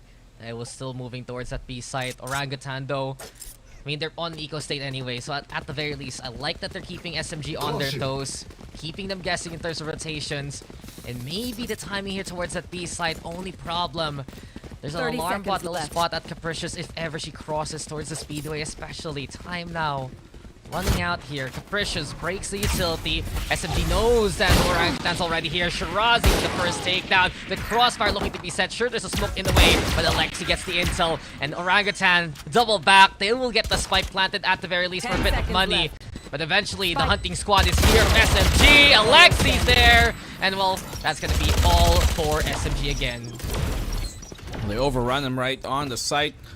Much akin as well to what we saw a while ago in map number 1. Seems like they couldn't get the door closed. Maybe it was broken. I think you would know about that, Daks. Yes, especially you too, my friend. Sometimes the key is there, but the lock itself just does not budge. And Says in no. the end, says no. And in the end, SMG do say no. 2-0 right now. And this is where we can discuss what we were talking about for the past 2 rounds. What else can Orangutan do? Because SMG seems like they've studied their opponent and they're getting the right reads yet again. And they're one of the most cerebral teams at that, right? Arguably, one of the other teams that can be, you know, to that level as well, accompanied with them would be either that Sapphire or RRQ squad. But with Orangutan, simply strong-arming them, going with a very direct approach to take down those teams who are also very cerebral and very experienced in their own right. They're going up against another team this time in Team SMG who also are as cerebral as the others, but this time arguably have just a bit more firepower to really stand toe-to-toe with the hot-handedness that Orangutan have a lot of times. Yeah, and the reposition is just so potent from SMG. They're always at the right spot to get maximum value. Orangutan, they're gonna have to bring out all the stuff they've been working on for the past few days already. All the strongest cards, the best performance from every single one of this squad if they want to beat a team that has been building success like SMG. Now then, Garden held by Kohaibi. Orangutan playing towards the cubby and looking for opportunity with rifles in hand. SMG's here for the defensive side, holding on to tree. And those are really great tools, really, to flush them on out. You have that raise, and it just sends that attacking side packing. The fake on the rotation here from Camu could be big. This is gonna let Orangutan believe more that their entry should be freer. They spot Camu out. She's in a dangerous spot. Yeah, the shoulder spotted, and eventually all her movement goes to the wayside. Instead, now Tara with the paranoia trying to play off it as much as possible. Push on in from Zinni, and eventually Casper's gonna be there too. Orangutan, solid collapse now from the tree area towards the site. The coordination is what we're looking for here from Orangutan, and we're getting it in spades. Cards on the table. Orangutan already looking to have a full house in hand. Alexi, perhaps the only one here to be the ace in the hole. It was smoking the way. No real sightlines whatsoever. Stellar execution there from Orangutan. A bit awkward timing on that push there on tree. Maybe if Tara was a bit closer towards the switch, would have been able to swing out in time and coordinate it as well with Camu off the pop flash, but Orangutan able to stop that for the meantime as of the moment. And we see, you know, many times around that as we got some time here as Alexi, okay, she gets a kill, ultimately will or should die to one of these players. The rounds that we did see win on Pearl, won by Orangutan, were not necessarily them doing something super well, but more SMG is getting punished for a small mishap. And if that's the style of Orangutan that they have to play this game, at least this series, it's going to be something we haven't really seen them be comfortable with in their matches coming and leading into this. Well, in terms of comfort though, you can see for Orangutan, the style is still very akin to what they usually do here on Ascent. And if this is their comfort zone and they can exploit the mistakes that SMG do make, as you mentioned, then it's going to be a better chance for them. The formation is pretty clear. They get attention from one side, allow players like Casper to move in from main on the other. Keeping on with that momentum though, with that train of thought. Now they're looking to go for that A side. Big formation though made here by SMG on the defense. But lots of utility as well placed by SMG. Deny this plant, or at least dissuade it for the meantime. They deny the immediate plant, buy them some time. Lockdown placed early here as a spike will get planted, so a retake with a bit of time to fall back. They're challenging them, and can they get out in time? That's the question. Everyone has to go towards the wide side. I do believe Casper's gonna get stained, even one more so. Zinni too. So a chance here for SMG to go for the overrun. Capricious, she needs to play bodyguard and fast. Lurk potential from Chloe too, courtesy of the doorway. Camu going for the tap already. SMG gonna be onside, but no one's checking as of yet until Shirazi does. Chloe goes down. Here comes SMG to the vanguard yet again. Tip to the spear, looking to fierce. And Shirazi with 4, and the defuse comes the way of SMG too. They cleared it out, and they do it well, 3-1. They just push the pace here and draw the line towards A main, smoke it off, and perfectly. They bait out the initial utility that would have been a problem on the defuse with that tap of the spike. You see here, Orangutan, they throw out their mollies, they throw out their nades, their shock darts to deny that initial tap. But then afterwards, Team SMG, they just know what to do. They're just so competent in these moments. They push that, allow them to have a bit more space to get that defuse going. And Orangutan, they can't spam the diffuser because, well, they're basically trying to fight the fight of hand. And they used the utility already. They ran out of tools at the right time. Problem with Pearl, and the problem now is Alexi! 4! Out of nowhere from the corner, loves the shock darts to give her the ace. Why don't you? Casper denies it at the very least. But SMG, statement round. That's another one done. I mean, it's an eco, right? Eco frags, but it still matters at the end to give you that confidence, to give you that ultimate more importantly, and to farm those orbs. Orangutan, they have quite a lot to work with here, at least coming to this. The null command, the lockdown, but as a timeout is called, you can see that they are grasping at straws as of the moment in the series. You talk about Orangutan going for that strong arm approach, but Alexi just shows off her muscles there and takes down anyone coming her way. You mentioned it is a lesser vice, sure, but it's still impressive at how precise they are. This timeout right now for Orangutan has to be what they can do with the utility now, with the setup. Can they actually flush out what SMG's first positions are to get these sites? And then what will be the plan next? It's such a one-step, two-step kind of approach that Orangutan usually has a handle of, but not against what SMG's doing right now. Well, it's hard to get the read on what Team SMG are doing because they have so many different defensive setups that they keep on throwing up for a loop on these rounds, and they don't just have one style. I think by far they were arguably one of the most diverse in terms of playstyle, aside from maybe a team like Sapphire. When it comes to this circuit, they give you different looks, and Orangutan, who we know have a very good kind of game plan coming to this, but it's the mid-rounds that we see a lot of times break down for Orangutan, but that just hasn't been true for Team SMG here. The calls have been very sound. The stability behind Tara and her core basically has been the biggest tenet of SMG's success. Orangutan though, we know there's heart, we know there's firepower, and we're looking now what they can do towards Link. With the paint shells, yet again, you talked about it, Blackenblue. Kohaibi getting value just by the stall allows even the nanoswarm for Shirazi, and SMG putting so much pressure and presence towards main on the defense. Well, when you have a player like Alexa in your team here for SMG, who was definitely a candidate, undoubtedly, of being a top 5 player last year in the circuit, that gives you just so much to work with in terms of, as an IGL, the calls, the leadership, and they just benefit so much of that. You see it come into these type of games, into the grand finals, into pretty much every series they play, that no matter what happens, SMG, they're always calm and composed.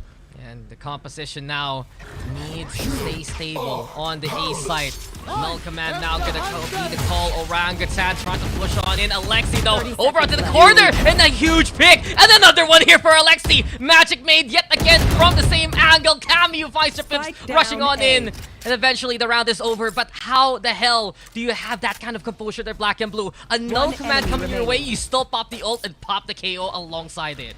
Well, she popped it kind of late there too, Zinni. It was more of a reaction to Alexi's Hunter's Fury, but it just didn't connect in time to, turn it off.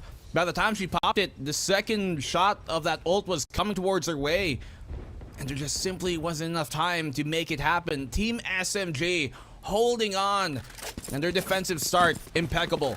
This is just impressive to say the least, and this is the first time we're seeing this kind of configuration from SMG in this map. Lo and behold, a lossless streak rather, for good reason. 2-0s all around with SMG playing at this caliber. Orangutan, this is their map, this is their moment, but they need to find what worked from yesterday. They need to get the strong executions, that confidence, and perhaps with a hero rifle here for Chloe, a few stingers along the way. Orangutan, they want to push at this, but the paint shells again, just suppressing what Orangutan's plans are. And Orangutan, we see a lot of times, especially during that matchup yesterday versus RRQ in the lower bracket final, they love to overrun, they love to go for an early hard hit on towards site under attack. That is their plan A all the way to B, and sometimes even C. And so when that doesn't work out, when they get stalled and slowed down like this because of those paint shells, it's the difficulty to adapt for them that always, or at least rather lots of times, gets them down in these deficits. And what makes it worse is after that, hopefully the Nano Swarm or anything else from the initiators. Dirty Precious burns the Tailwind just to get away from the Boombot. And here we go again, the floor is lava. I remember we were talking about it yesterday or whatnot. Perhaps for RRQ Kage, if they played that Astra, they would have fared better against Orangutan. Well, apparently the answer is the Raze, and Tara now calls the rest of SMG that Orangutan's playing towards middle here, Black&Blue. Yeah, that mid push. Trying to pull away the defense here, but they have so much utility still to hold on to this. The picks going SMG's way as Alexi and Cammy chiming on the fight. They're trying to press this market. Casper finds a huge kill that they needed. Chloe as well, trying to open up the site. It's a 2v3. They have a rifle retrieved. Casper is still on that, and with a frenzy gets one. Cammy takes her down. It's all in Casper. Yeah, but it's not gonna be enough, unfortunately. Cammy with a 3K, and SMG will hold it down. Players like Casper and Chloe, always a threat if you can let them get up close. The frenzy kills there in the round. Opening up warning signs, but there was just no opening up towards the side. There was no path that was straightforward here for Orangutan. Just the way that SMG is stalling, the way that SMG is defending with utility and their positions, it is just absolutely asphyxiating right now. As you said, there's a complete flowchart. The plan here, a checklist of utility to slow them down. You start off with the paint shells, you got the nano swarms, you got the fragment after, you still have shock darts if you have to. And there's just so much Orangutan have to try and jump over. There's a ton of hurdles. They thought this would be a sprint. That's what they want to do. A 100-meter sprint, a dash, if anything. But it's becoming a bit more of a slower crawl in these moments. I'd say it's even a triathlon with a pole vault to boot, and right now Kohaibi and Camu bringing in the damage, but the Orangutan do fight back. 2-for-2 trade now. to open up the middle at the very least. Will this pull attention away though from Shirazi's formation? Alexi, drone right now to figure out where Chloe is stationed. We get them from the shadows, so Orangutan, they really just want to make it post-plant as soon as possible. The smoke at the play, Ops there, and Shirazi cannot find anyone to cross. Planted. Well, they have the site. No B-main presence, but I don't think that's too needed in this moment. They have the market, and that's what they have to play for here. Chloe, oh no, she has to be checking her rear. Has to trust that somebody has got that stair walkway, but it doesn't come, and now they lose that lockdown. And that 3v2 now, advantage clear here for SMG. Committed positions here for Orangutan. Casper has to play it clutch alongside Japips if ever. Now did the push from Speedway. The swing comes, but Casper gets one anyway. Shirazi isolating Japips now. Low HP on the Omen here. The push comes to shove, and Tara will be able to get that takedown. SMG still keep it cool, and it becomes a 7-1 scoreline now. Oh, yeah, as soon as they lost Chloe there, it just became so much more difficult, but in that case, 2v3. You'd like to see maybe Japips push up towards that stairs, take the fight early, and potentially win to equalize things 2-2. In that case, when you play such a committed position like that, to be frank, I hate that position that players so often love to play with a deficit. When you don't have the player advantage or you don't have the man count in your way, that just gives them a free trade. And we see that happen exactly there. It's just so committed, and sometimes you want to rely on that extra angle to catch them mid-transit, right? To make that pinch work. But when you don't have the numbers, it will just dwindle down, unfortunately, in front of your face. And SMG, we said how strong they have been all throughout this tournament run, but again and again, every single round, they're making that statement that they're the team to beat. That this is the caliber of play that should be here in Game Changers APAC. And Orangutan, they've had a stellar run. They've had some strong challenges, but they need to prove right here, right now, especially early on into the series, that they can stand toe-to-toe with SMG. Yeah, this is looking quite problematic, to say the very least, for Orangutan. Have an option to split the site here, but SMG once more ready for this. They know to stack 3 players on towards the site. Oh man, Kohibi swings it anyway! And Kohibi heating on up, and SMG will at least have something reserved to get those takedowns. Flash comes from Camu. Chloe, though, better angle to get that takedown, but look who's waiting. Alexi just silencing the opposition at the end. It's another one for SMG. My goodness. SMG, very good half so far. Even if they don't win any more rounds in this half, it's still going to be pretty good for them. Orangutan, some tools to work with, but it hasn't even been coming to that. Team SMG, don't even let them utilize the ultimates that they've got, because by the time it even gets to the execute many times on over, there's just such a firm advantage SMG have that Orangutan are almost kind of disheartened, or the option of using the ultimate in general is just thrown away.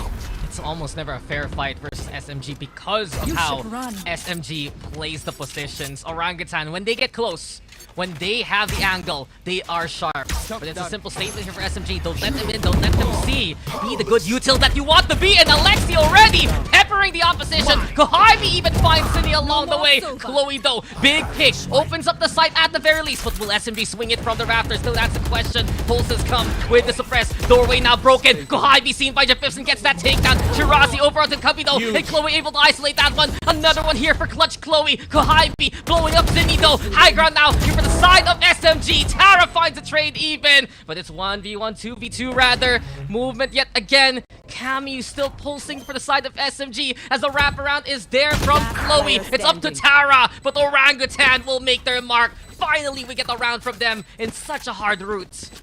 Much better. And you see the difference there, Daks, when they actually do end up having the option to hard hit the site they want to. When they're able to, start that chaos, when they're able to create commotion within the site and on the execute, that is where Orangutan play best, because they're one of the best teams at trading each other out in that kerfuffle when the rumble is happening. But it just hasn't been happening too often here for Orangutan. If they can replicate that success once more, then this could be the start of them on this comeback. And I love the wraparound we saw there from Orangutan too. The fact that they played towards that rafters. Big picks by Casper towards Camu.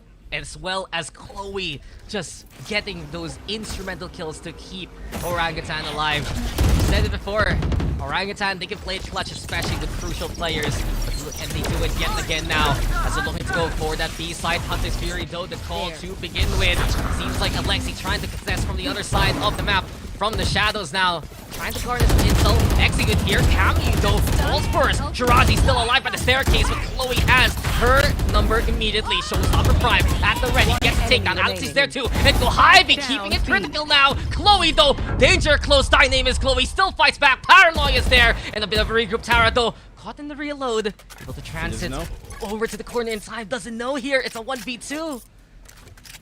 He still thinks that Lexi was there towards CT, but can now infer that's probably swapped on over, especially if she makes contact with Tara here. It's going to be difficult to dismantle, and Tara just gets the kill in the end. It was looking so well for Orangutan. It went 4v3 in their favor on that push, but then just the showstopper from Gohaibi threw everything around. She gets the 2 kills that she needed to gain them the advantage on the defensive side, and that's when, you know, Orangutan simply crumbled. When they don't win those trades on out, a lot of times the other parts of their plan just simply don't hold up. Yeah, the speed of the rotation was huge here from the side of SMG because they still threw out utility to time it right in waves. That Hunter Fury allowed Gohaibi to get in position. That Showstopper allowed Alexi to get in position. That Paranoia allowed the 1v2 reset. Those are the variations that SMG manipulates to their favor. Tara, though, get away from that one, and Alexi is still the true enforcer, a maid woman on top there, ready to protect the rest of SMG. And you can see there, they have so much utility to isolate that entry, to cut off the push, and really split that execute in half. You maybe have a player or two, you know, be able to cross the precipice into the main, but after that, everybody just gets trapped within it as Tara gets a kill because of the utility that, you know, SMG have got to throw out. Cover going Well, out. indeed, and speaking of that one, Casper trying to make a play with the smokes. If she teleports here, does Tara and Gohaibi have the angle? See, that's scary. Generator flash comes out. Gohaibi and Camu! In a blink of an eye, Blackenblue, we are done with the first half. SMG, they are dominant, they are strong, and with a 10-2 scoreline right now, you have to say that this is SMG's series, or rather map to win. Let's throw it over to the panel so far to break down what happened in the first half.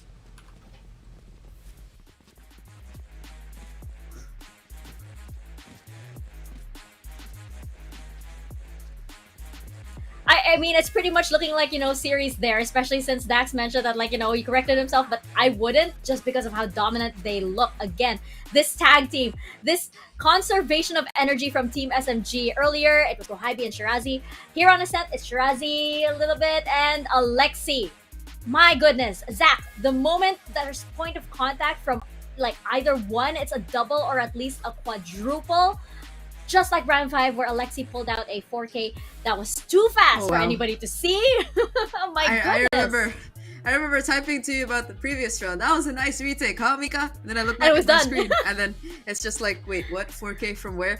But yeah, Alexi has been huge on this particular map, on that solo bar role. She's been able to play that role of the anchor time and time again, round and round again on that A side. That synergy between her and Tara, the way they're able to just get these kills for free by dry peeking, it's something that Orangutan should be in no form or shape allowing. You know, it is the attacking half. Orangutan historically do better on defense. That might just be me trying to dig up some copium though, because so far SMG on every single way they've been looking dominant. And this is the thing, right? SMG in the previous times they picked up this map in this tournament, they ran an entirely different team comp. Like, I was going through it and they had like a Chamber and a Phoenix and what you'd expect to see from, I don't know, from the likes of Team Liquid in 2021. But now they brought their best. They respect Orangutan as an opponent, and so far it just seems like Orangutan, they're not prepared for what SMG has brought to the table. Absolutely not. Not when they're performing in this way. And, you know, the rounds that Orangutan have won, like, yes, you did see, like, you know, some good usage of utility and everything, but I feel like it's more of things that, you know, didn't go the way of Team SMG, like more of, like, little mistakes. Like, there was one clash wherein I think Japeeps just caught Gohaibi just, like, a little half second, like, you know, just like, it was just too slow at that point, but it wasn't anything that was, like, yet as definitive as, like, saying, like, they can definitely come back. I'm quite worried for the side of Orangutan. For the side of Team SMG, I think they just need to keep doing what they're doing. For Orangutan though, they've come back from 111. This isn't worse than that. This is 210. They could still make it happen. They could still make it happen. But I think that's gonna be it from us. We've speculated enough. We're gonna be throwing it back to our wonderful casters, Blackenblue and Daks. You have it back. Is it a foregone conclusion? I feel like there's still a chance though, since this is a best of 5 anyway, but the way they've been so decisive, the way that they have been playing, and the way that they have upped the standards of the game changer scene, SMG, the scoreline says it all, and how some of these rounds from the first half ended so quickly, Blackenblue. It's such a statement right now that you have to realize. Not even just a statement at this point, it's a declaration of the new emperors to come. SMG here looking so clean, and we saw that on the defense. We were wondering if it'll, you know, work out on both ends. On the attack and defend, we saw it on Pearl. Could replicate itself once more here if they take an opening pistol, but Zinni, huge victory finds on Alexi. Yeah, well, let's not draw conclusions early on. Orangutan have shown they can get away with amazing recoveries and amazing frags. Pistol, the perfect time to go for it. 4v3 immediately, as I do believe we saw early on Orangutan get that first pick. And I do like the fact that now they're clearing out so much of these angles. Main cleared, SMG committed towards the site itself. Well, they had the, you know, player advantage in this case. And knowing that the Orangutan are one of the best teams at trading each other out, this could mean them finally taking a pistol round here away from SMG. Shirazi, Sheriff in hand, great shot to connect, could follow up, but no, Casper's got it. 1v3, and everything's going Orangutan's way as they take the pistol to hold on to the half. There you have it, ladies and gentlemen. There is still fight here for Orangutan. This is a squad that will refuse to lose no matter what. And they see a scoreline like this as a challenge. They see this run that they have to do to be something possible. And of course, with shots like that sharp, it's always gonna be in the cards. I wonder though, Blackenblue, what's gonna be the plan here moving forward for Orangutan's defense? Because SMG, you still have to figure out what kind of pace these guys want to really play on a map like this. Well, I want to see what defensive setups first Orangutan play on out here, right? SMG and one of the best teams at really making sure they can condition early in the half the opposition and then totally switch it up near the end of that half. And that's what Orangutan have to try and stay away from being kind of played toward. Cover going out. As it stands right now here for SMG, they do vie for mid. Orangutan in the meantime, guns at the ready. And I'd love to see these setups yet again. You have Casper and Chloe on one side. You know how strong that duo is together. On the other, still a lot of utility and a lot of intel can be provided by Zinni and Japip. So I'm keeping an eye out of how Orangutan's really gonna read the SMG rotations. They're playing towards Cubby right now here for the attack.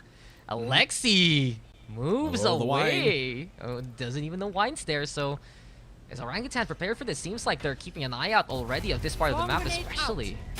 Almost taking a sip out of the wrong cup there. Once more, the delay, the amount of delay that they can propose is a big thing. The Precious and Chloe, they're just eco-fragging the hell out of SMG here right now. As Orangutan, flawless round, which is important for economical states, but also just, you know, confidence in this. It can be such a big blow to the lungs when you lose a big map like Pearl to start off the series in such a huge deficit. To get these type of rounds, that helps. Super decisive right now here from Orangutan, and you need more rounds like that. We've always talked about Orangutan being scrappy. We've always talked about Orangutan being the ones to do economical damage, especially in a thrifty state. But I want to see for Orangutan, if they want to make this comeback happen, especially them having the macro advantage, them having the big economy to work with, so they can still keep on buying up those guns. And rounds like that can go a long way here for the confidence, as you mentioned, but also the whole, I'd say, big picture for Orangutan moving forward in the second half. Well, tech here for the meantime, but the big picture for Orangutan, it matters, but when you're in this type of situation, Daks, you have to take it round per round. You can't get too far ahead of yourself. You cannot start looking at the tree line when you've got some brush to walk through first. And the operator wants more from Orangutan. I mentioned it during Pearl that, and actually throughout this tournament, that a lot of the defensive setups on Orangutan really anchor around having that operator be their biggest point of focus in terms of finding information, getting those picks, securing the man advantage, and simply just playing the trades on after. And that's the reason why Orangutan are, I think, by far the team that likes to pull out that op the earliest on just an average state. Round 3, as you see it already in the half. If they have the economy to support it, they will. Yeah, it's something that they have used as a linchpin and again and again. I've noticed is actually all throughout the open tournament, more so than the standard VCT fanfare that we do, that these ops do come into play because they know how to play around it as much as possible, especially those early picks. Only problem is if SMG get wind of that and they realize there's an op on the other side of the map or whatnot, they just can go for the hard hit towards the site. That can be their opportunity to play post plants as early as possible with the comp that they have, and then that will be the problem for Orangutan. So it is a bit of a risk, and it's something that Orangutan have used to success. But can SMG exploit that, or will Orangutan get another notch in their belts? We find out as we move now to the next round. Of course, yeah, it has to be supported. There has to be someone there to shoot out the utility for that operator. Here comes an out the peak. Capricious trying to go for it, and they still find her! That is huge. That's a big pick. Goodbye, op, and hello, SMG. Anyone else gonna pick that one up? Spectre's in hand for the rest of Orangutan instead. And the execute comes through the nano farm, though Zinni trying to get the backstab off, but Shiraz is there for cover. Alexi decisively finding 2. And yet again here, Blackenblue, in the blink of an eye, Orangutan is already tossed aside. Shirazi gets a final kill without much of a problem here. SMG take the round. And this is one of those moments where I like to tout it up a lot of times. Just because you have the economy to support the op and to buy it doesn't mean you necessarily should. And stylistically, I think this is one of the worst teams to try and force those ops out over and over. We saw it on Pearl be, if anything, kind of a detriment to their defensive side over the linchpin that we normally do see. And Team SMG, a lot of times on the attacking side, your problem is finding out where that op is, or even recognizing if there's an op on the other side. But they always just play so disciplined enough to not let that op get its fullest amount of value that it might otherwise have against a different team. And this prevents the full buy now here for a side of Orangutan, since Capricious invested a lot in that previous round. The timeout though called. Suddenly shocked by how quickly SMG was able to get the assessment. Sure, it was a magnum bonus kill from Kahaibi, but the problem right now for Orangutan is it seems like they're lacking in that staying power because they're putting so much cards on finding those first picks. Suddenly, SMG threw out the flashes, threw out the suppression. They had the nano swarm, or rather the fragment, I believe, towards the door area from the market, and there was just no opportunity for Orangutan to intercept SMG. The overrun, so well refined. They're refined in, that's the thing, Daks, not just the overrun, but in the slow play, the defaults, the post plans, the defensive setups when they were in the first half. Everything looking absolutely perfect here for Team SMG in this series. And we haven't seen much of a fight just yet on Orangutan in the larger picture. Individual rounds, yes, but closing out those rounds is being a problem. Capricious, where are you going? But Chloe! Chloe lines them all up easily! Everyone was paying attention to Capricious, and now Orangutan looking to just crush them and catch them in the act. What went on with the round, but in the end, Orangutan, they just see the funnel and they just make a meat grinder out of it. That's the round going their way. Okay, that works out. That was looking really dangerous there for Capricious. It seems to be she was like, okay, I don't have the best economy on me, so Chloe, hold my drink, watch me do this. And that she did. I've heard of bait and switches, but that was just ridiculous. Yeah, there's no other way to put it. Ridiculous. Everyone looked towards Capricious. I think even SG is like, she's repositioning towards Speedway. We gotta be careful, and because of that timing, Chloe, of course, you give her a second to spare. She will not spare any of you. So quickly done by Orangutan, and the active map control at the very end. At least that's the good sign they're looking for, that they're still so hyper-mobile around this map despite being on the defense. And hasn't Chloe been such a reliable, consistent player for Orangutan? One of those rocks that we see for this team, much akin to maybe a player like Nabsky, who's also one of those reliable sentinels. Shirazi as well being that here on SMG's side instead. But they like to split this site quite up often. SMG love having multiple points of control. Capricious, look at this deep push. Oh no, gives herself away. Heartbreaker, a chance there, but Chloe, of course, no chance to fight against her. Kohibi goes down. Alexi making magic happen in the middle yet again, finding openings, but the timing from the pips even better, more so. Cameo though finds Casper. Now then, the numbers do pile up in favor of SMG. They also have the lockdown into play and forces out Orangutan to wait on the opposite end here. Yeah, 2v3. Sheriff in the hands of Cameo. And they're all within the site. Recon doesn't really find much, but the lack of information is information in of itself. They're both going to come from the lane. Yeah, it seems like Speedway is going to be the call here right now for Orangutan. Double up with the flash bonus, especially Shirazi though. She sees everything, doesn't get hit by the pop, and instead pops the heads of two in the end. It's match point now for SMG. Quick and clean here. My goodness. Team SMG, I don't think, even during, the run last year of a team like Alter Ego Celeste and that Grand Finals run as well, coming there from Sapphire, this is arguably so even more dominant, although it isn't as long of a time span as we saw Alter Ego Celeste, but it's just so dominant within this vacuum of this split open one. The Team SMG are undoubtedly one of the favorites, actually the favorite, to win this series. In Orangutan, they've been in a situation where they were the underdogs before, but this is a lot for them to digest. Yeah, I've heard of David and Goliath stories, but this is just a whole different level right now. The stats don't lie. The win streak from SMG kept on going from the start of the tournament. One of the highest round differentials all throughout, but of course Orangutan, Chloe doesn't care about those stats. Here she goes yet again, trying to be critical for the squad. 3 for Chloe, Casper there's 2, Shirazi the only one left in the 1v2 situation, and that's where Orangutan thrives. Make those duels happen early on. Flash comes from the market, Shirazi at the ready yet again. Zinni goes down, and Shirazi, can she do it against Capricious? No yes, she does with a clutch! The Shirazi show, it goes on, and for SMG, the streak continues even more so. I mentioned just how reliable she is, and that she is as well one of the best clutchers you're gonna see in the scene, and you come and see it go into full effect in that round. Incredible stuff once more from Team SMG, and I thought Ascent is where we're gonna finally see, Orangutan come back in this game, but it never came to pass. We're gonna throw it over to our panel. Zach and Mika, how you guys doing? What you think? My mind was blown. I mean, I didn't expect Shirazi. I thought Team SMG were just gonna hang back. It's like, it's okay. We have a massive lead. It's all right. Shirazi just decided, no, we can end it now. And boom. Oh my gosh, this team is crazy, Zach. Every single player stepping up huge for sure from SMG. Like we talked about last map, it was Kohibi's show-stopping show.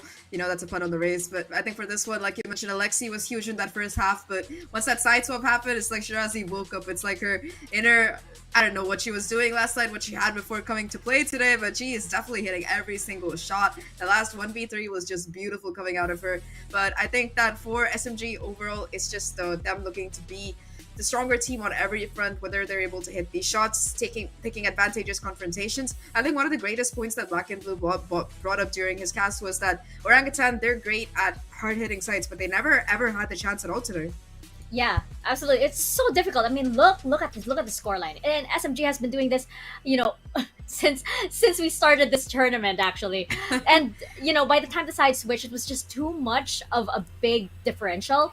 And when you have that kind of scoreline, it's like so difficult to rally back. Even though they did have some great rounds on this half, right? Like Chloe was just such a a fantastic player, especially I think there was 3 consistent triples. If I recall correctly, in this half. And not just that, I love the play of Capricious being like Little White Rabbit and be like, hey, watch the bunny, and then boom, 3K from Chloe from behind. So that I think that they had a lot of great ideas. It's just that SMG was just too close, and by the you couldn't make a mistake with that kind of scoreline. Unfortunately, though, when you're up against Team SMG, you're bound to. Yeah, it was a really tough situation considering how dominant that first half was. Like you mentioned, they were able to kind of start to come back on the defense, but there was just no room for mistakes to be made. And SMG, they really were able to capitalize on every single mistake. Like look at this differential here, 11-7 first kills. That's just a testament to how much stuff Alexi as well as Tara were getting away with on that A side in that first half. Time and time again, they were able to just kind of go for that swing, get a kill. So nobody knows how it happened. Us Orangutan, they were all equally confused. So it just looked really, really rough for them. And of course, even if you look at the post plant stuff, I think SMG, most of the time they were just killing people. But even when they were able to get the plant down, they only lost that post plant one time on that pistol, if I'm not wrong. So it was just a very dominant showing coming out of them on this particular map. And at this point, right, we gotta ask ourselves what's left in the tank for Orangutan, because individually they've been able to put up numbers, but as a whole they just look so discombobulated compared to what SMG is showing us. Yeah, exactly. And I think this is one of the maps wherein, like Blackenblue mentioned, economy played such a big role here. Just because there was that early investment and an off for Capricious on their side on defense, which I feel like really damaged Orangutan's economy because they lost it right away, and then they had to scrap their way through the next round. And then how are you gonna do that when you have Team SMG on the other side fully equipped, you know? One enemy remaining. Flawless. I mean, you're completely right. The economy was one thing, but also momentum. Like SMG, they had it in spades over the course of the entire map. Like Orangutan, 2 rounds that they won, one of them was with that economic advantage with better weapons, and the second one, well, it was like 2 ultimates that they needed, 2 or 3. Like they used the null command, the lockdown, all of that to be able to get onto site and get those advantageous trades, and for Chloe to get that heavenly position to be able to clutch out the round. But talking about heavenly positions, I think that A site heaven, it was just something that was Alexi's forte throughout the entire map when she was on the defense. 57 headshot percentage. I don't think I've ever seen that particular number crop up before. Insane. I mean, the pure firepower on this girl, right? How many Hunter's Fury did you count, by the way? Was anybody keeping count? Every 3 rounds. Every 3 rounds. My goodness. And, let's not forget that I believe that she was IGL, right? For Brent Riches as well. In last year, and that's just so powerful. You have that kind of quick strategies, you have that kind of calling, you have a second kind of IGL right alongside Tara, which means that this is why Team SMG is like so well covered, right? You have 2 brains. You have 2 brains here, and when you combine that with the role that she has like an initiator, oh my goodness, how are you even gonna outplay this team at this point? It's just gonna be so difficult, Zach.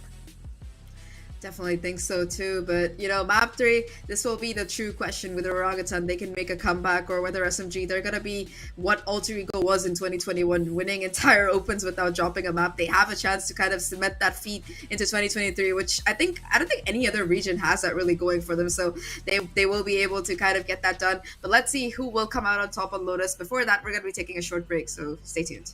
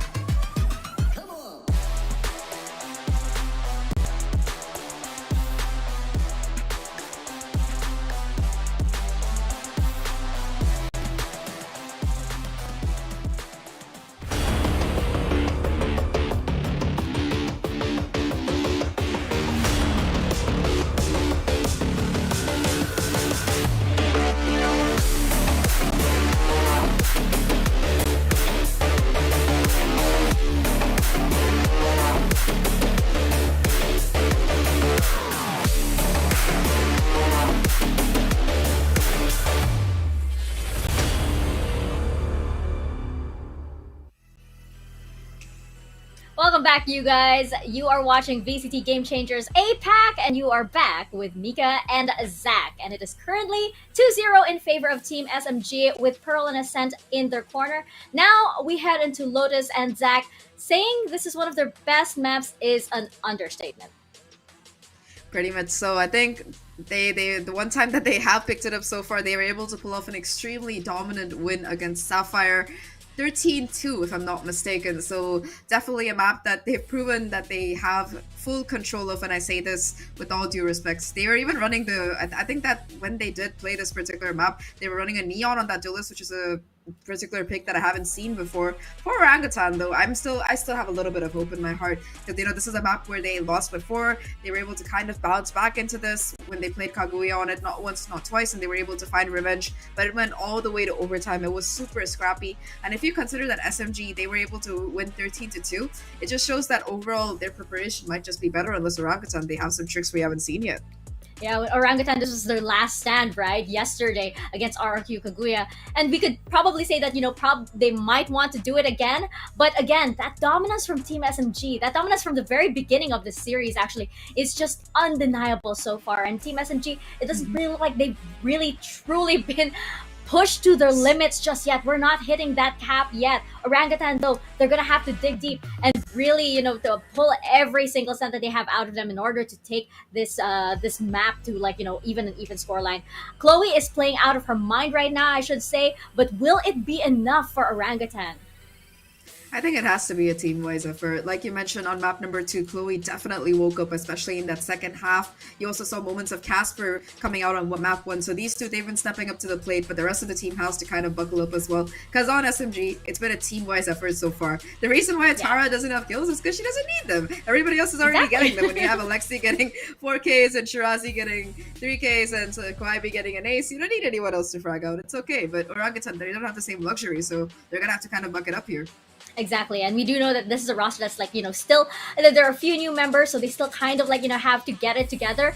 On the other side, we could say the same thing about Team SMG, but as we pointed out earlier, you actually have 2 IGLs on this roster, so you kind of have 2 brains. So, and this seems to be working. This tandem seems to be working. If you do have Tara calling it out at the top of the round, and you might have Alexi calling it mid-round, it shows why Team SMG just is prepared for everything. And right now, as we're seeing the lineups, the agent composition as we have here, we have the Jet and we have Team SMG sticking with the Neon that they brought out earlier, Zach. Yeah, I think for somebody like Kohaibi who's used to these high adrenaline speed kind of peaks, Neon perfectly fits her. Raze also lets her find that value with the satchels, but I think on Neon she's finding a new kind of synergy with the team to head into. I also have my eyes on that double initiator pick coming through for both of these teams. Now the fun fact is that for Orangutan, when they started out playing on Lotus, they were happy to bring that Euro win, but after they lost to RRQ, this is the team they re-strategized and came up with to be able to win. And now they're in a lot of pressure. Their backs are against the wall. They have everything to lose and only a long way ahead for them to possibly make this comeback. But I'm gonna never say never. I think that's gonna be it for us right now. It's all down to our casters. Blackenblue and Daks, you have the floor. The sweep or the reverse sweep. Either way, it begins here, ladies and gentlemen. We are back to our third map of this best of 5 between Team SMG as well as Orangutan. I'm Dax here with Blackenblue, and this is gonna be an interesting predicament, my friend. On one side for SMG, you saw them one of the most convincing wins all throughout the playoffs against Sapphire on Lotus. On the other, for the side of Orangutan, one of the best maps they've ever played against RRQ Kaguya, taking it in overtime. There's scrappiness and there's confidence. There is a lot of fight right now, but who do you think has the edge moving forward here?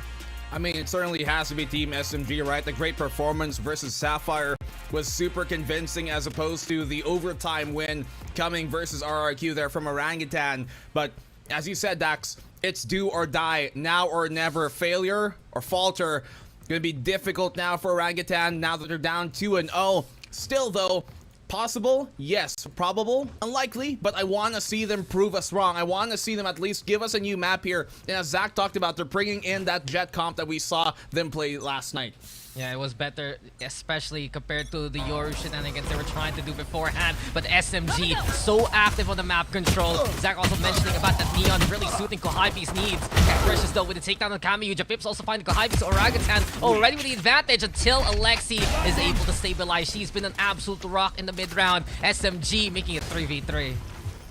Well, they get their opening contact that they wanted, right? To be able to take that rubble away, to be able to take the site immediately is the playstyle that Orangutan love to play with lots of times. So Tara doesn't expect Capricious there to be coming up the ropes, bait off the angle. Remaining. Yeah, great timing there from Orangutan. Even better here from Chloe. Catches out Alexi too, and everyone's at the ready to receive Shirazi. They learned the lesson from the last map.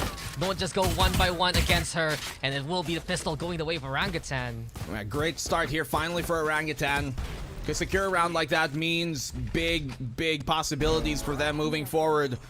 Well, at least gain them the advantage here to start off the game. And that's, I mean, when you're down 2-0, you need every advantage. So I'd like to believe that the Orangutan will give us at least a single map. If they don't win this series, that they could win this Lotus one and give us, you know, a bit of a more contested game. But we saw Orangutan yesterday, and we saw that they were able to keep things going even when it was difficult. Yeah, this is their second pistol win all throughout the series. One thing to watch out for is Capricious now leading the charge and looking to get back that confidence. We saw how hot-handed she was yesterday between Big Sight and Arik and Kaguya. It was a big reason why Orangutan was succeeding in the first place. Speaking of her though, she's being spotted out by Tara. Casper now with the trade. 4v4 on site yet again here for Orangutan. You see there once more. This time they don't send Capricious alone. You see the backup coming in here. The trades coming in for Orangutan. And that seemingly was a part of their identity. They weren't able to really flex in the last two games. This time around, though, quick round once more ended by Orangutan 2-0. Yeah, and I like that fact right now here for Orangutan. There's less distance to cover. Your Jet will get a good clear, yes, but someone needs to be there to receive or to refrag. And case in point, if this was just Capricious all alone, Tara would have gotten away with one kill. Maybe even pick up a gun along the way and reset and have waterfall position. But Orangutan, damage control is so important right now. They need to make sure frags keep falling the way they want to. Yeah, they can't let those advantages that they are able to secure early on in the half just be, you know, erased away. And so Orangutan, as of the moment, once again trying to go for this C hit. The no mix-up, which we've come accustomed to towards that B side yesterday. Maybe they're going to do a bit more of that here now. Yeah, just go again, but Ben now going to get peppered by the Nazwa from Shirazi, despite the stun. Still going to be stunning up her on Shirazi. Show yet again in prime time. Gets 3 before she falls. Tara next on the list, and Tara will be there to stand attention to. SMG convincingly get around on the board. Without much of a fight, and you see how much ground those Now Swarms cover. All the way from that main towards the water corner on the pillar, and there just wasn't any space there for Capricious to keep going. Either you pull back and still stay within those Nano Swarms, or press forward and have to walk into the sightlines here of the waiting Shirazi. Just so much for them to deal with in that case. It was their bonus, so not too big of a loss just yet. But the Orangutan, they need to secure rounds like this coming into the rifle. Yeah, they learned a lesson there for SMG, though. They understood the take. Orangutan wanted to play towards that C side. This time, though, you can always notice SMG wants to play front-facing towards A main especially. The beauty of the Neon is you can clear it out really easily with the high gear. You also have the fast lane for cover. And SMG right now just narrowing the choices of Orangutan to begin with. Yeah, you can cover that ground real quick here. But this is a very similar setup to what we were seeing RQ do yesterday with SMG now, right? You'd see Kohabi, this case, on that Neon, supported with the Sova up close. You know, a lot of times you'd want to see that breach to be there to help out with a fault line if it ever did come to it. But Orangutan still trying to choose their options. They attempted C, felt the pressure off that Sentinel, went towards B, saw the smoke, now they're coming towards A. And now they see Kohabi even. Owl drone there to get the spot. Quick little stun to try and go for the disengagement. Camu is going to be firm here on her position. Finds to make that a third towards the lobby even. Chloe, though, finds the timing, catches out the Sova at the very end. But the damage has been decisive. Advantage now here for SMG as they scramble to try and intercept 30 seconds Orangutan. left. She still had bullets in the mag there, Cameo. You could argue she might have been able to find a fourth. Didn't realize how low her ammo count was, but they can split this. They can fake this door, and they can go towards this lane, especially since Alexi isn't ready. They have to win this fight, but no, Alexi keeps it alive. The flash comes in through. She can run and get the spike down, but they're trailing her, they're chasing her, and Shirazi gets the kill in the round. Yeah, SMG, they still chase them down and take them down. You mentioned it. Oh, Orangutan, the right idea to fake to the door, but that has to be a heartbreaker there for Chloe. Alexi able to still stabilize and get the takedown in response. Zinni caught in transition, and SMG just making sure that a map like this runs out of choices. You have 3 sites to pick from, and SMG is prepared at all of them. This equalizes a scoreline, and I do wonder what the plan right now is for Orangutan. Which Careful site there. will they hit the hardest, especially knowing the fact they have the Blades online? Well, we've been talking about Alexi a lot, but I think Camu is a player who, even though we saw her during Game Changers, you know, FSL Elite last time around, she's just so underappreciated and really rated on how much value she's able to get. But Capricious opens up the site here. Shirazi quick on the trade. Shirazi tries to keep the raid going, and now it's gonna be 2 here for Shirazi. Even the third before she falls. Kohaibi now will be the second wave, and Kohaibi will say goodbye to the rest of Orangutan. 3-2, it's SMG again. Kohaibi has such a, how do I say this? Disarming name, right? You're like, Ohio, hi, nice. But then she's just such a demon in the server as well. Absolutely, such a force to be reckoned with. And Shirazi, more of the same here and locking things down. Of all the people I expected that from, it's you. Really? What's Or your you mean most wasn't me? what's your most kawaii voice? Of all the people we cast with, you are the least weebiest one of them all, and you actually bring that out. Anyway, though, back to the game and back to Kohaibi trying to fight Capricious, though. Does keep control of Rubble, and this is perfect for Orangutan. Since they have the Rubble angle, they can keep going towards main, keep the doorway suppressed as much as possible, and the kills go their way. The read was strong there from Orangutan, and they find SMG mid-transit. And isn't this their bread and butter, right, Daks? To be able to make that hard contact early in the round, catch off that defense, who maybe weren't expecting that pace to be shaken up that much. But Alexi finds a double here to try and make it doable. A third for her. But Chloe shuts it down before it got too out of hand. Yeah, Alexi is just not just that mid-round caller, I'd say, but also that mid-round beacon of hope out of nowhere. Finds the 3K to keep SMG alive. Still, though, this early play here from Orangutan was just magnificent. They needed a way to dissuade SMG moving forward from playing towards the Rubble. They needed to at least keep that part of the map under control. And from the way that they're going to be able to play the execute towards the corner itself, it does seem like that now SMG, who has been trying to narrow these choices, their choices instead lead them towards the mound instead. Well, it's leading them towards an even better case. But Capricious just still wins that fight. She had every advantage in that to hold that with the up, but just never came. Tower picks it up. Do wonder if they're gonna use it for the rest of the round or just stow it away instead. This is a good sign though here for Orangutan. We saw a glimpse of it in the pistol, and Capricious now heating up when they need her the most. One of the biggest reasons that win versus RQ Kaguya. Paranoid though gets a connection, but Tara's still spotted anyway. Capricious with a takedown. Magnificently done here by the side of Orangutan. 5v2, the committed ultimates used by SMG, but they're in such committed spots now. Capricious with the third, Chloe's there too, and Orangutan finally waking up when they need to the most. This is their lead. That was such a great risk and a great round in general for Capricious.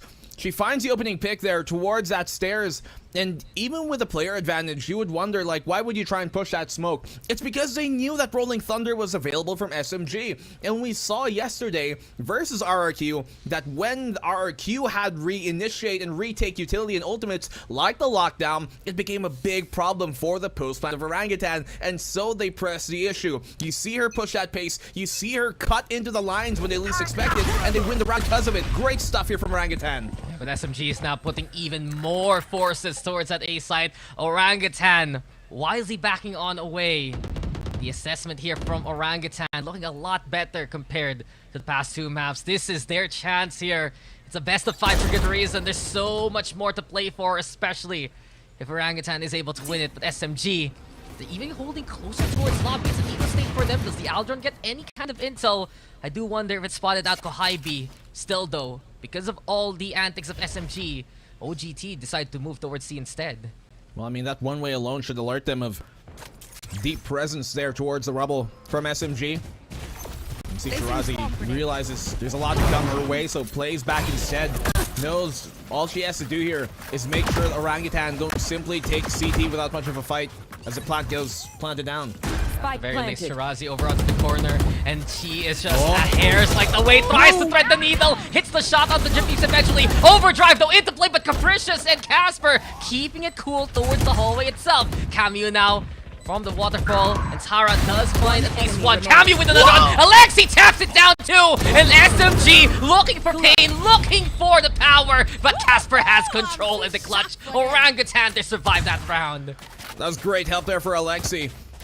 For the shot, it almost looked like Cameo for a second, but the gravity well there perfectly placed and timed by Casper. Luckily, they had that prepared. Shirazi, she could have been good for a double in this case if she maybe had her classic out or something else. Still though, great damage done by SMG on their eco. They call a timeout here to stop the momentum when one of the most momentum heavy teams, as ultimates abound completely here for Orangutan. Please correct me if I'm wrong, but Yes, is this the first wrong. time? Okay, thank you. Okay, is no, this go the ahead. first time that SMG called a timeout? I think so. I think you're right. I don't recall one. Every timeout so far has been Orangutan. I'm not too sure. I hope our panel can tell us also if they can remember that. But it's finally here. SMG has to actually put the brakes themselves on what is going on. Orangutan, they're just so incredible at keeping calm in the face of pressure. You see an overdrive in your face, still hit those shots anyway. You still play that advanced position. You get hit by taps from the Sheriffs from Waterfall. You have ways to still find the time to set up things like the Star to really control the pace of what SMG's retake looks like. And that's a beautiful Orangutan. In those high-octane, fast-paced scenarios, they make very quick decisions that work out for them. You know, Dax, we're coming into round 9, and we have yet to see a single actual B take from Orangutan. Oh. Isn't that something? I remember a lot of times that happened yesterday. It was We got many chaos different controlled. looks. And here we have it now. Look here! Kohaibi! That's a takedown. Cameo's gonna be there too. And SMG in the blink of an eye making their A main push this time work. Lobby now gonna get lobbed by at least the shock darts. Alexi, that's the wrong arm to bring out. Chloe will get the takedown, but the spike just right in front of them right now. Casper on retrieval. SMG already decisive damage to begin with. And you see what happens when that rubble push is supported by a breach. That's what I'm talking about. That fault line, crucial for halting, you know, the pace and the pressure that Orangutan love to have on the attacking side. They know to expect Cameo in this angle. She's been playing it before, but Casper's all alone. Ooh. Very low HP, still gets that kill. 1v2, not out of the question for a clutch here. Look, Casper is just so aggressive and she times it right so well. If she was only half a second too late, that paranoia would have killed her. But a low HP, unfortunately, will deny of any further success. Shirazi, still so stable. SMG with an early advantage in the round, lets them take the result for them. At the very least, to cut into that lead just a bit more. We know this map, typically attackers sided anyways, so they have the benefit of starting off here, at least Orangutan, to try and build up an early lead. And this is a bit more akin to what we see from them, right? We don't always typically see huge comebacks. We did see it last night versus RQ, but it's not something you normally come to expect from, you know, a team like Orangutan, who love to build up just as commanding lead earlier on. But yeah, interesting enough, Orangutan are one of the few teams here in this circuit who have a higher, albeit slightly, but still higher win rate on their defense when it comes to Lotus than their attack, which is in stark contrast to most teams we've got. Yeah, and Lotus is a map fundamentally still suited for the attacking side, right? It's so hard to keep calm in the face of adversity, especially when you're getting barreled down by the opposition. But we've seen from Orangutan, when they moved over to the defense, that they're able to stabilize in places like a backside, that they're able to still stick around by upper, by waterfall, and those positions later on will help them. And it has helped them too here in the first half. When we see them get the sights, they'd love to at least keep an eye out, put that presence. Especially, they don't necessarily overheat past hallway. They just know exactly what sphere of influence they need to win the round. To know how much they can influence the map here, at least for Orangutan, is really the big defining factor that they have, that they're bringing into this map compared to the last two that we saw. They have a much more widespread approach and presence throughout the map that gives them much more options to do, and that's important on a map here like Lotus. But you want to talk about widespread presence, look at the flank here from SMG, a triple push on the mound. Yeah, SMG, they went for it for the A side a while ago, this time from C, and the wrap around is clear. We do get what you've been asking for here, Blackenblue, though. We go for that B side, Cosmic Divide the call, and does SMG realize? No, they don't. They actually go for the lockdown towards instead, and Casper now finds Tara to begin with. Big pick, Casper finds the drops the smoker here of that SMG squad. Gonna make that retake a lot more difficult. They still have the Hunter's Fury to destroy that lockdown, but they don't burn it. Camu, big pick on Japip. They're trying to stick this defuse. Alexi here, keeping it in check. Zinni, though, on the swing. Nothing connects, but only for Camu. Oh, huge kills, and everything crumbles on the Orangutan as SMG tie up the game. That was a roundabout way to go around the round itself. But then again, SMG, they find the form, they find the movement, and they get it done. They threw the lockdown towards the A side, but then again, you still have the forces that went for that lurk to cut through B there. And then Alexi, covered by the fast lane thrown out by Kohibi. Orangutan was pushing, looking for all the other members there of SMG. And just from that point on, SMG was able to pull the rug under them and take the site away. What a maneuver there by SMG in the end. Yeah, by taking, you know, the big power points you want for that post plant away, especially that B main, it just made the options for Orangutan much more limited. And they weren't in the comfortable spot that we normally like to be in that post plant. A lot of times, they'd get into a post plant with so much control, and it would just be suffocating for the defense. But SMG, because of that triple push, which they're doing once more, it helped their aid out. Well, of all people, though, who can handle this triple push, it might be the best one to put Chloe with that responsibility. But Kohibi close enough to get that takedown. Casper with his play. But Alexi with the 2K so quickly. Camu, though, will fall to the hand of Japips. It's still at least the Sheriff getting the takedown. But here we go again. Blackenblue damage done. It's SMG with the advantage yet again. Yeah, they know they have that player count in their hands, so they fall back instead, retrieve the rifles. And this is a pretty winnable round, especially knowing that SMG, little to the information of Orangutan though, but you can see how their defense is spread. 1-1-1, and that will and could allow, you know, Orangutan here to simply overrun a site with a man count. Yeah, it's a curious case. Alexi is one away from the Rolling Thunder, but since they don't have it as of yet, they're just gonna rely on these anchors to get the job done. Arsenal at the ready here from Orangutan, scrounging with the 5-finger discount. Blade so at the ready. There we go with the dart, and Alexi in a good spot right now to still stick around towards the bend itself. Well, aftershock thrown out. Alexi with third and the fourth! Doesn't matter! Alexi can handle anything you throw at her, and it's SMG with advantage. That's a difficult transfer to hit too as well. When you got Capricious with the blades like that, who can completely, you know, keep on moving, be mobile, hyperly so. She still connects it. Alexi, such an incredible talent, not just cerebrally, but mechanically as well. And you see it come in those moments. How many times have we seen her win these type of 2v1s? That's just Alexi for you by this point. One of the best you can get from PH side especially, and SMG happy to just trust one another to hold the sights down. Here we go back into the action and back with Kohibi and Kamiyu. They connect with one another one more time. This push coming to an absolute shove, and it forces Orangutan off one more time. Hunter's Fury now the call, and Kohibi wanting to push with it especially. Here comes Chloe though to try at least to find some semblance of order in all this chaos. But SMG, they thrive. SMG, they're getting in position. Nice shot from Casper, but the Rolling Thunder saves the play. Alexi now and Shirazi will clean up nicely. In the end, it's all SMG. They make it 7-5 to end the half, and we will throw it down to the panel to break down everything that went on. Zach, I still don't know. I still don't know who's winning at this point. It was a great start by Orangutan. However, SMG, they are definitely catching on to what Orangutan is doing. And we do have to ask, because Daks asked this. Wow, what a tongue twister. Unexpected. Was this the first time for SMG to call a timeout? I believe it was. Today, for sure. Over the course of the tournament, also, I think for sure. Fun fact, I think today this was the... I'm not sure. I mean, I of all the games I've watched / casted / analyzed, I would say so, because I haven't really seen them call for a timeout till today. But for today, definitely that was the first one.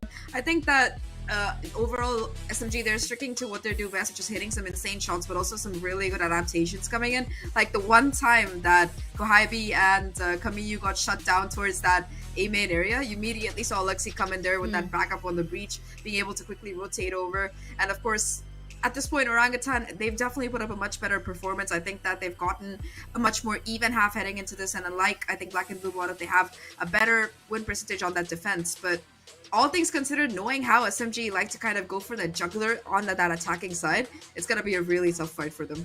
Yeah, definitely. We did see some good strategies. We did see some good ideas on the side of Orangutan. But again, SMG, they're kind of sniffing it out and they're like, okay, we see what you're doing and then we're going to get hit harder. You're absolutely right as well with how Alexi is playing. She, she has that insurance policy. Again, Headshots machine. Yes, that's what SMG is so good at doing.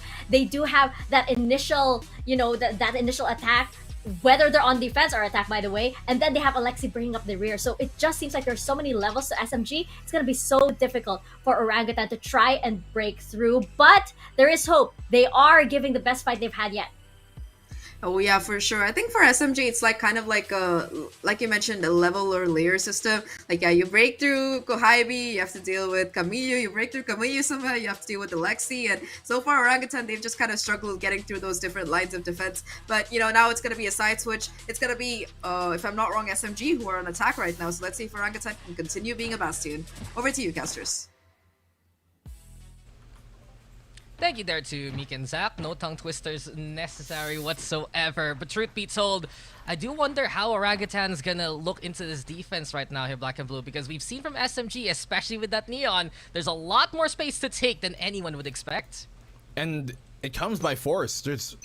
Sometimes it can be very difficult to stop that Neon from simply just creating that chaos without much of a fuss, and it becomes a big problem for Orangutan lots of times. If they can't anchor things down, they have to play that retake, and that's typically where we've seen them benefit. Oh, but here you have it now, ready to receive. It's Chloe. That's a big pick because SMG used that extra space from the Neon to all the availability in the world. Tara, though, finally checking out and catching out Chloe in response. So a push here from Alexi, though, finding Casper mid-transition. Perfect opportunity, but does she realize someone's still behind her? Turns around, though. Capricious goes down. Incredible again from Alexi. It's 3v2 now here. So much value she keeps on getting from every one of her lives that she gets to play here. And Orangutan, they don't have the player count anymore that they initially had in this round. Whatever advantageous positions they had erased here. Camu simply runs down Zinni, follows up on the Japeeps, and SMG take a pistol when Orangutan are the ones who need it. Yeah, it was a good start already there for Orangutan. You started off with Chloe playing a strong anchor, but with Alexi out of nowhere making that call to move towards staircase and catch Orangutan mid-transition with the split forces that you see often from Orangutan where they want to play that flank. If SMG can commit on one side of the map and put more into facing it, then they're going to be able to get the overrun. And case in point, Alexi, even in the retreat, getting away with the takedown. That's just extra energy and extra value here from SMG so far. It would have been nice there if she was able to, exfil after getting that opening pick there, Chloe.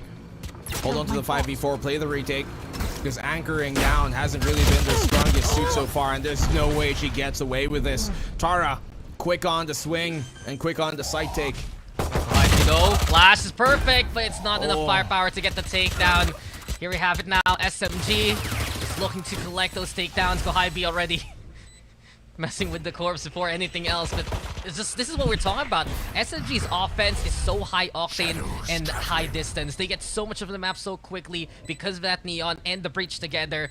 And we've talked about it so many times there, Black and Blue. SMG as a unit, they know that the philosophy is to play with Kohabi space. From that point on, they just push and they get takedowns in space that they need. Alexi now, as well as, perhaps Tara gonna fall, but Casper cannot get away with the second one. It's 9-5, and SMG looking to keep momentum going.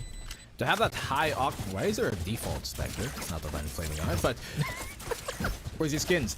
Anyway, not that necessarily it's just high octane, but the fact that they're able to do it in such I guess, clean fashion is completely throwing off Orangutan because they're like, that's our play style. We're the ones who typically press that pace, but when they're the ones who are set to be, you know, kept running at a speed that they're not used to or comfortable with, Orangutan just simply haven't been good enough to, I guess, bring it back down to levels they're more comfortable with. I think I'm looking for the term here right now, pacemakers. Orangutan so happy to keep the pace going the way that they're accustomed to, but playing on a different speed. SMG showing why this Lotus map is something comfortable for them. Here we have it though, Kohaibi checking out the Christians. Does get the takedown eventually here for the side of SMG, and they do get the advantage with Alexi yet again in the mid line there. Chloe though from up top spots up Camus. Does she get spotted down by Alexi? Yes, she does. The advance yet again from SMG, giving them strong positions to play towards the site with. Right here. Great trade there by Alexi. They have the Rolling Thunder to secure this if it ever does come to it. This is the bonus, mind you, of SMG. And she finds another kill. Doesn't expect her to still be there towards the help. Goes around on the drop and drops Casper to the ground. 10-5. SMG take their bonus.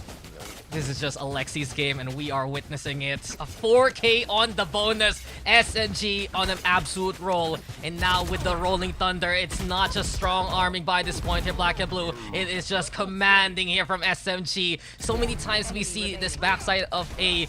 If you're not going to be keeping an eye out from the top side, if you're not going to be keeping an eye out on the right side of the rope, someone can hug that wall, hug that angle, and we've seen SMG exploit that towards stairs, towards that area again and again for those A takes. Yeah, there's a significant amount of pressure being placed upon Orangutan here, especially with just how prominent SMG are in a lot of these rounds in terms of presence, always making Orangutan just so uncomfortable in where to go, where to look, where to divert their forces. It's SMG, they go for the seaside hit, which is completely open. Griffith wants to chime in though. Oh! And she lands the shot, incredible! What a shot! What a hit towards Kohaibi. But they're gonna need more than that here, Blackenblue, because they're on the lesser by. SMG though, trying to assess where they can go for Shirazi, finding the chips. And here we have it now, Cameo in the front line, but Chloe finds two for her troubles. A chance here, thanks to the flash. Alexi and Shirazi keep things stable. And now the Rolling Thunder to catch out Casper. She moves towards Gravel though, in cover. Do we get the swing? Yes, we do. And SMG will strike out the opposition. 11-5 now. I think both well used there, even in the 2v1, especially in the 2v1, if anything. SMG, they're just no holds barred, going in at a moment's pace, at just a completely different beat that Orangutan are used to playing in this case, and just how notable the way that they're playing as. Just so cleanly, it has to be really dictated here by Orangutan, because if SMG continue this, there isn't much cushion left for Orangutan to deal with. Yeah, and honestly, while we're in this timeout, it has been quite a road for both SMG and Orangutan. Struggles from last year. We mentioned Orangutan that this year, this is the first time in the grand finals. And funny enough, what we see sometimes when you compare them, that there are these similarities in terms of their play style, in terms of how they go for these hard hits. You also see how they built around their new teams. Both sides getting a bit of those additions from that Friend Victor's roster, as well as Zolmaraki. Both sides still having that core from last year to build around on. And both teams have shown that the fruits of their labor have brought them to the very top. But then you look at SMG, then you look at the standard that they're setting, and it is just making waves and going even further than anyone has ever expected in the APAC game changer scene. Well, it's certainly a new bar raised here for the APAC Game Changers circuit, as Team SMG looking by far the most dominant team we have seen just yet. Only one similar in this entire, past 2-3 years was that old AE squad. But as of the moment, the new queens potentially to be crowned in a few rounds. Team SMG looking to march their way into a new era of Game Changers. March, you mean sprint, you mean run. Kohaibi gets in the face of Casper, but Chloe's there too. Spots out the teleport. Chloe with another one, but Alexi's gonna try and get it done. The wraparound, Alexi versus Chloe. A big standoff, but Japips is there to make the angle work. It's 1v3. And for Orangutan, they need a moment like that. They need some big plays from players like Chloe. Can Shirazi do it one more time against the opposition? Tries to isolate the angle with a Nano Swarm. There's the out drone first though for the intel. Well, notable attempts here. And a noble chance. Oh, by Orangutan. Shirazi gets a big pick though. Can't use that yet. 1v2. They have the lockdown here, Chloe, to buy more time. But obviously they want to Placing save that swarm for grenade. another round. There's Swarm still grenade a out. huge deficit for them to crawl back enemy into. remaining. They have to be wary of these 1v1s.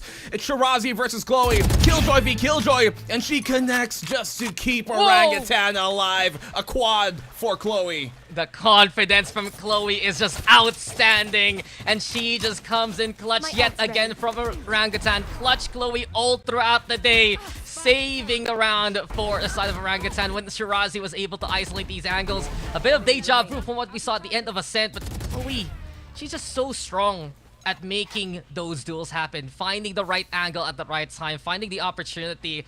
And that's what Orangutan has done all throughout their run this week. Find those opportunities in the face of adversity. Still a chance to fight back because of it. Well, SMG, they're the ones with all the praise being sung of so far. Their names could be sealed. But Orangutan, their fate doesn't have to be just yet. They can win more rounds, bring this closer. They have a very real chance of extending this further. And their presence here on the defensive side to push up towards Rubble gives them a bit more of that map control, although it is kind of unsupported. Capricious has a big job to do. Yeah, she has to come in clutch here with these frags, and there you go. Two There you you go. asked for, and she shall deliver. Tara and Alexi both go down. The mediums of control here from SMG gone to the wayside. They do go for the Aldron though to get the intel. Pips priming and shooting that operator, and Capricious double dipping this time, caught out by Camu. Perhaps the second wave can do better. Well, they know the op is here. You can see it bring on out. They pull up those walls, the smokes, to allow them to cross. But when this dissipates, this is going to be dangerous. Pips does not connect. That was dangerous. The timing there for Kohibi. Luckily, she's able to sidestep on away. But Orangutan, you mentioned that timing. You mentioned those moments. They had it with the 30 blades. seconds left. They're keeping an eye out towards the site You should itself. run. Zinni stabilizing. We do get Right the lockdown though, courtesy of the 3 area. And Orangutan, will they push it? That's the question. It's Camu and Shirazi on the opposite end. Fault line now lob, but the scan is there, and Zinni might get caught here by the detain anyway. Kohibi's chasing. Kohibi wants to confirm it, but she checks left first. Now transfers over. It's another one here for Kohibi, clearing out every single bit of adversity, and it's all left out to Casper in a 1v2 clutch. Camu though on the other end of the site. We have Kohibi still on the high ground with a single bullet, a single HP rather to enemy survive remains. with. The bullet though does find her name. It's Casper now versus Camu, and there you go for SMG. She finds her marker and she finds her target. It's match point, it's series point, tournament point for Match SMG. That was such a big risk to run in a 3v4 against a lockdown to stay within that fight. And if that was the attempt there, then it should have been Zinni further back here towards the heavens, stunning towards that tree, and have somebody else within the site. Maybe have Japips, maybe have, you know, someone like Casper if she was within that fight, but it just never came. And because of that, or hell, even Chloe in that case, to be the one to peek out after the fault line or a flash on that push to stop the attempt. But still, SMG, their prowess in those moments and knowing what to do, it gets a match point. It's not just prowess by this point, it's their form, it's their standard. And SMG, can they do it in one more round? Can they get the victory lap going? Paranoid lob, and that's Capricious already erased. Next might just be Japips here. Chloe though still fights back, catches out the lurk of Shirazi. Casper putting pressure with the frenzy, but the broken buy is hurting Orangutan right now. It's SMG now looking to advance yet again towards staircase. They know that breach is on the other side. Lockdown's there for the stall, sure. Hunter's Fury gonna be the call, and Alexi already with the takedown. It's time to throw it out here for the side of SMG. But still though, Tara on site. Casper will get the kill. Chance here for the side of Orangutan, at least bridging that gap. Cambi on the other end. It's Chloe with the takedown. Chloe and Casper, the clutch queens of Orangutan. They have to fight against Alexi though. The defuse is looking to get stuck. Halfway down the aftershock into play. Alexi! Oh my goodness! How does she do it yet again? They came, they saw, they conquered, and they perfectly played the whole tournament. It's Team SMG, your champions. Oh my god! Alexi!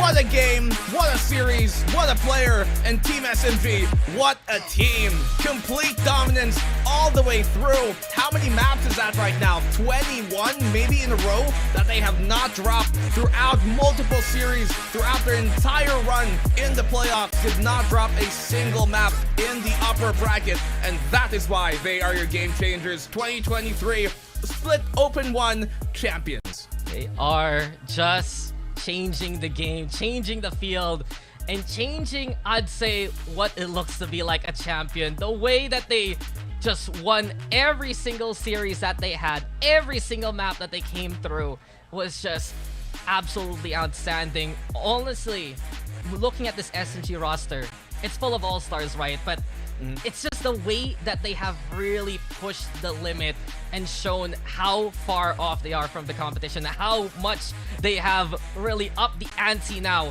in the APAC scene. And of course, to talk about everything that went on, we'll be throwing down to our panel. On the casting side, we're going to sign on out. Thank you guys for all the amazing matches so far. Passing it over to Mika and Zahk now.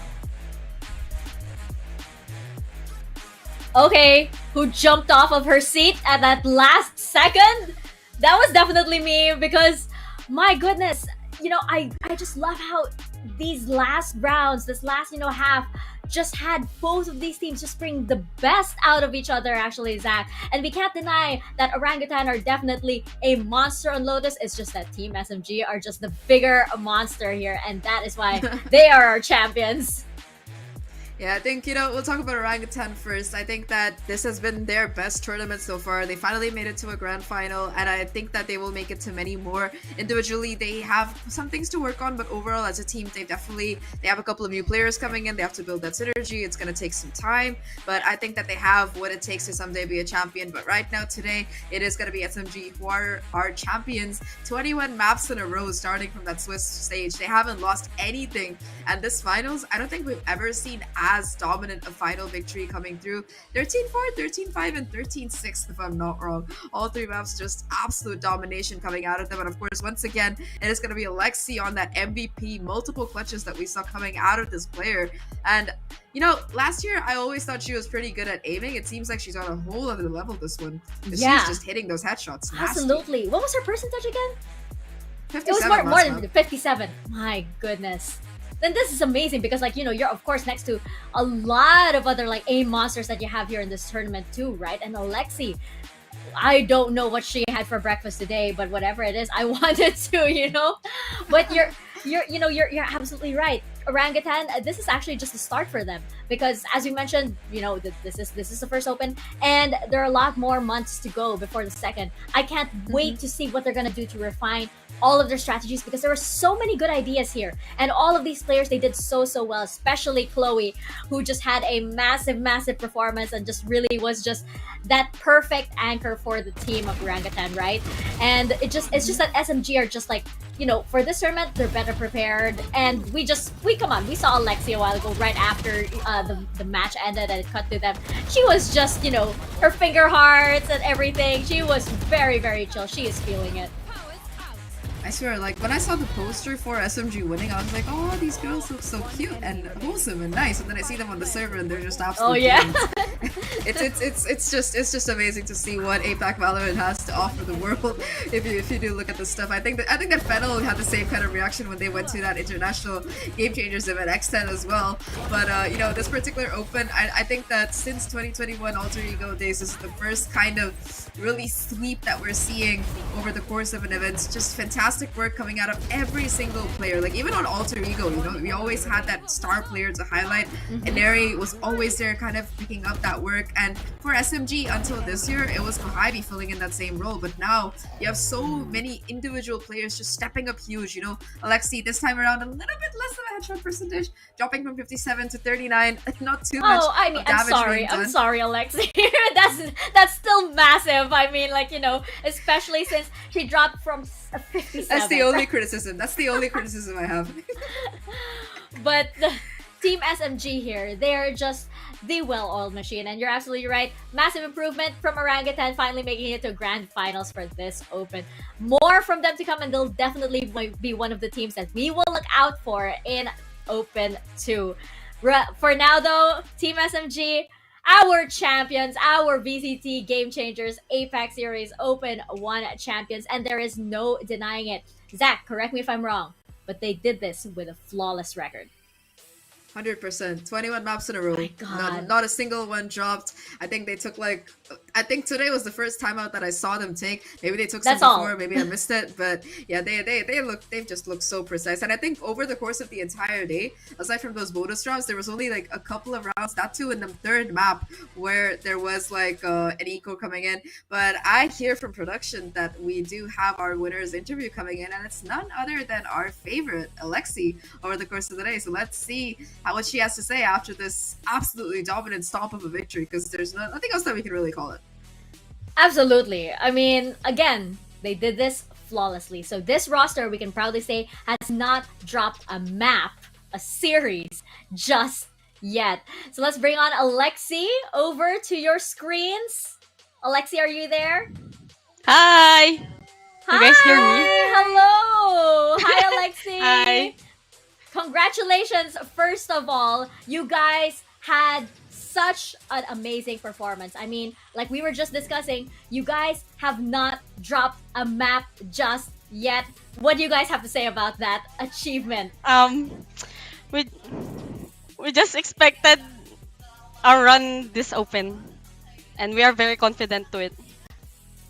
Well, expectations met, right? I have another Yeah. question for you specifically, Alexi. We know that like Tara is the IGL, but you have a massive performance, by the way, in this series. Wanted to ask, because you were a former IGL yourself, is there like a kind of co-tandem, a partnership here with IGLing for the team? We are 3 IGL before. Oh, not 3, 4. Because Camille is an IGL All of before it. also. Oh, From shit. Seoul. But the important thing is like all of us are communicating too well and we understand each other. So it's a very good thing for us. Well, that is why Team SMG are doing so well, because these 4 important players definitely know how to communicate everything. That kind of like clears up a lot of questions that I have, Zach. Oh no, for me too. Like I was gonna ask if Camille also IGL'd, but anyway, congratulations on your win today. I have a couple of questions too. Alexi, on this particular team, coming in from a team like Bren and now joining this new one, what is your favorite part of it so far? This open. I think my favorite is all of the games, because we don't expect like one team only to be against in grand finals. We expect everyone to be how do you say? We just don't want to be contender? complacent every game. You definitely didn't look complacent. You guys were blazing through like the entire tournament, every single map. All of you look so confident and some really fantastic work done. Now though, you've kind of set the bar. You have the crown. You're the new target that everyone's kind of aiming to shoot down at. Do you have any message that you want to extend to not just people who support you, but also your opponents who are kind of gunning for you right now? I want to thank first to Team SMG for making us confident, and who are we now? Because if there's no management of Team SMG, we're not here. That's all. That's wonderful. Alexi, since you mentioned that, Team SMG has been so wonderful, there is a watch party happening as well. Do you want to give a message to all of the fans who have been cheering you on from the comfort of their beanbags? Thank you for supporting us since day one, guys. And we gonna do more next opens. I don't Thank even you, know if you Alexi. can do more at this point, but thank you. Thank you so much, Alexi. Have a great day. Enjoy your victory. No. And we'll see you soon, hopefully again. Thank you. Still making an I'm sorry, apple, I'm Zach. melting. That's too cute. I don't even know what this is, but It's an apple. We also do in the Philippines, we do a burger, so it's acceptable too. So yeah, just in case. I think we'll leave the cute hearts to the SMG girls. I know we can't do it as perfectly as they do, so it's like it's two things. Like they can definitely Valorant better than I can, and do the hand signs as well. I Yeah. have no hope. I think it comes with the same thing, like reflexes and I don't know what I'm trying to go Oh, for yeah, here, but that's maybe. right. Okay, I have more motivation to master these. But yes, our champions, you heard it from themselves.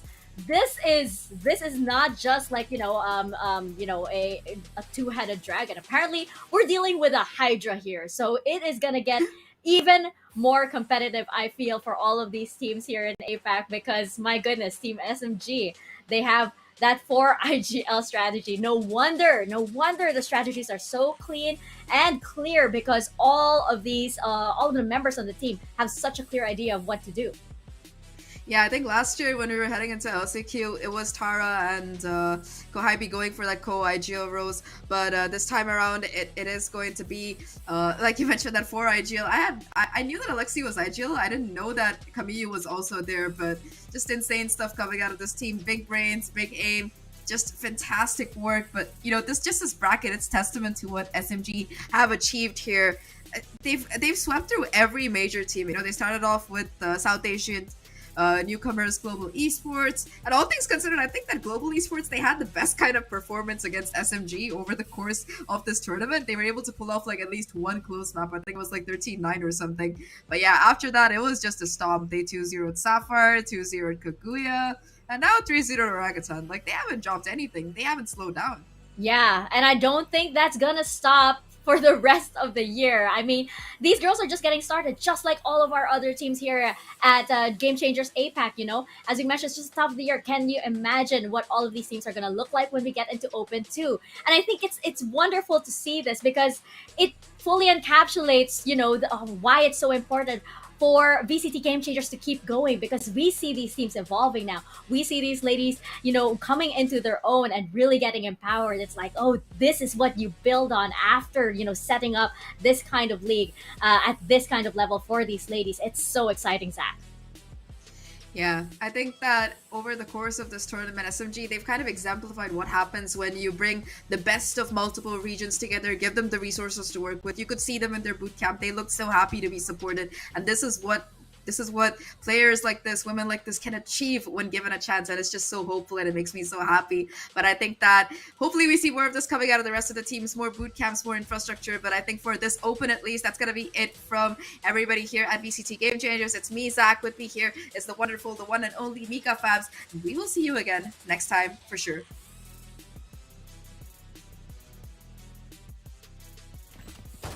One enemy remaining. One enemy remaining. My ultimate is... Got you.